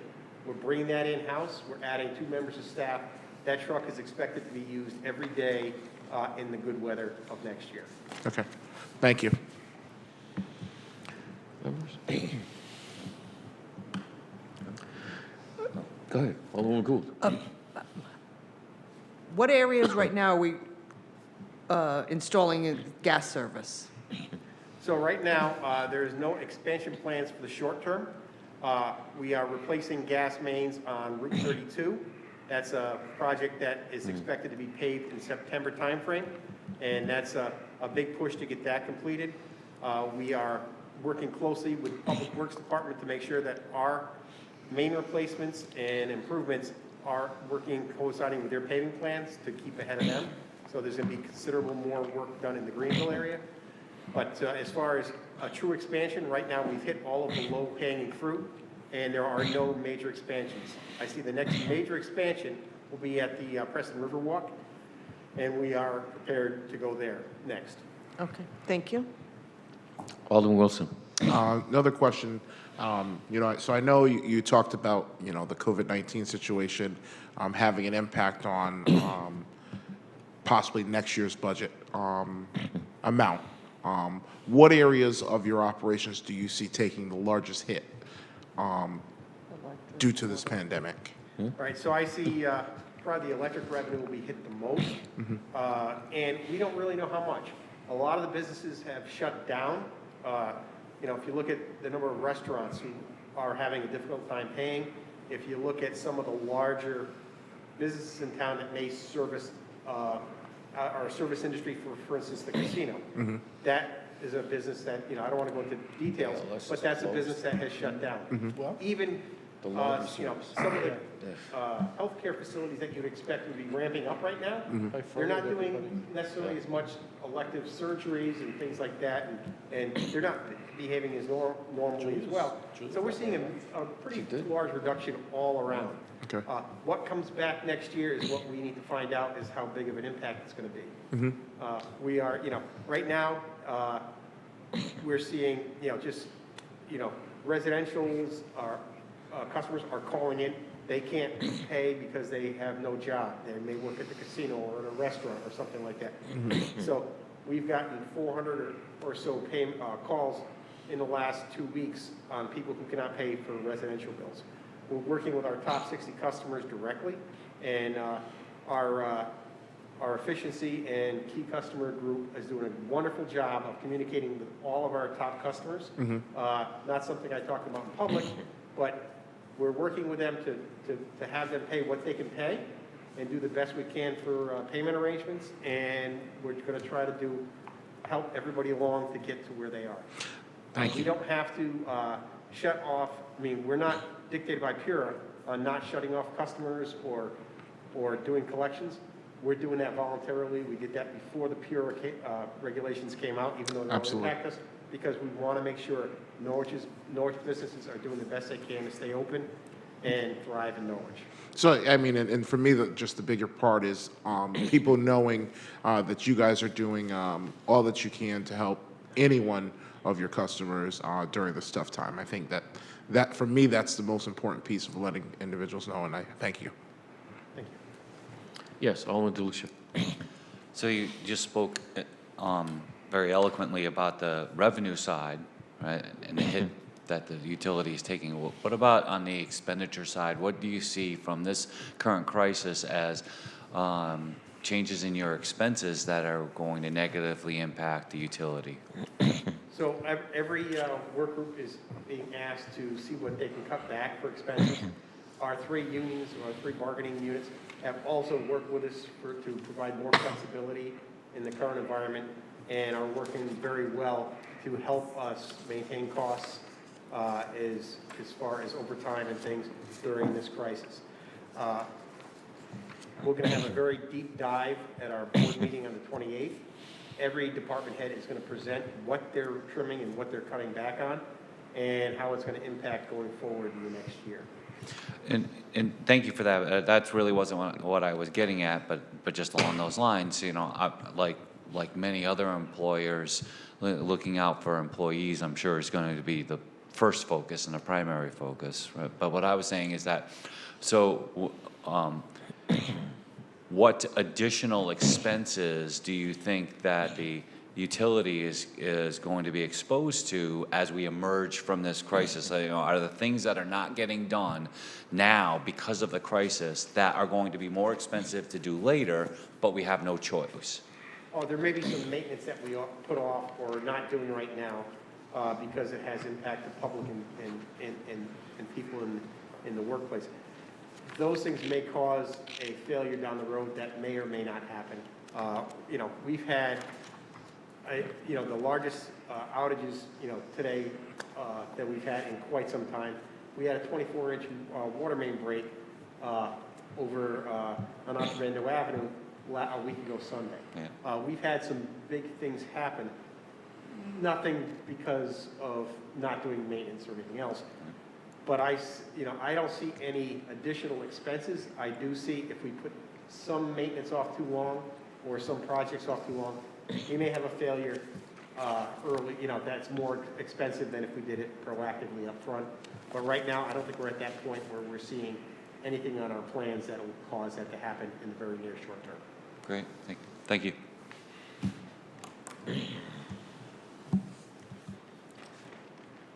Thank you very much. All right, thank you for your time, and if you have any questions, feel free to reach out. You can always provide more information, and I think, as I said, the next board meeting that we have on the 28th, we're going to have a much better feel for where we are. Actually, I have one more. Oh, one please, last, go ahead. Yes. I have one last question, and I asked it of Ms. Gomes when she was here. I know you guys do the summer interns and whatnot. Do you see this COVID-19 situation negatively impacting that by any chance? So right now, we would be interviewing summer kids, Norwich residents, to do things like cutting lawns and doing GIS staking and some other clerical work. Right now, until we get back to what we consider normal operations, we are not going to interview or hire anybody from the outside into this environment. Okay. I don't think it's fair to our employees or to the kids to put them in harm's way necessarily.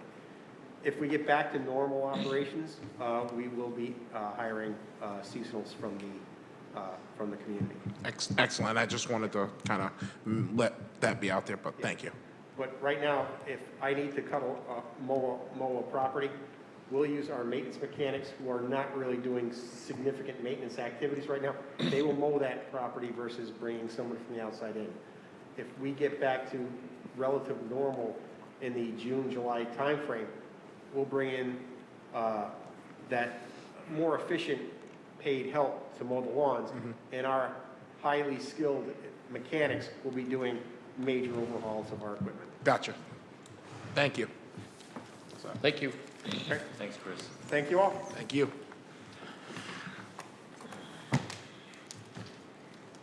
Good night. Good night. All right. Stand adjourned. Night at 6.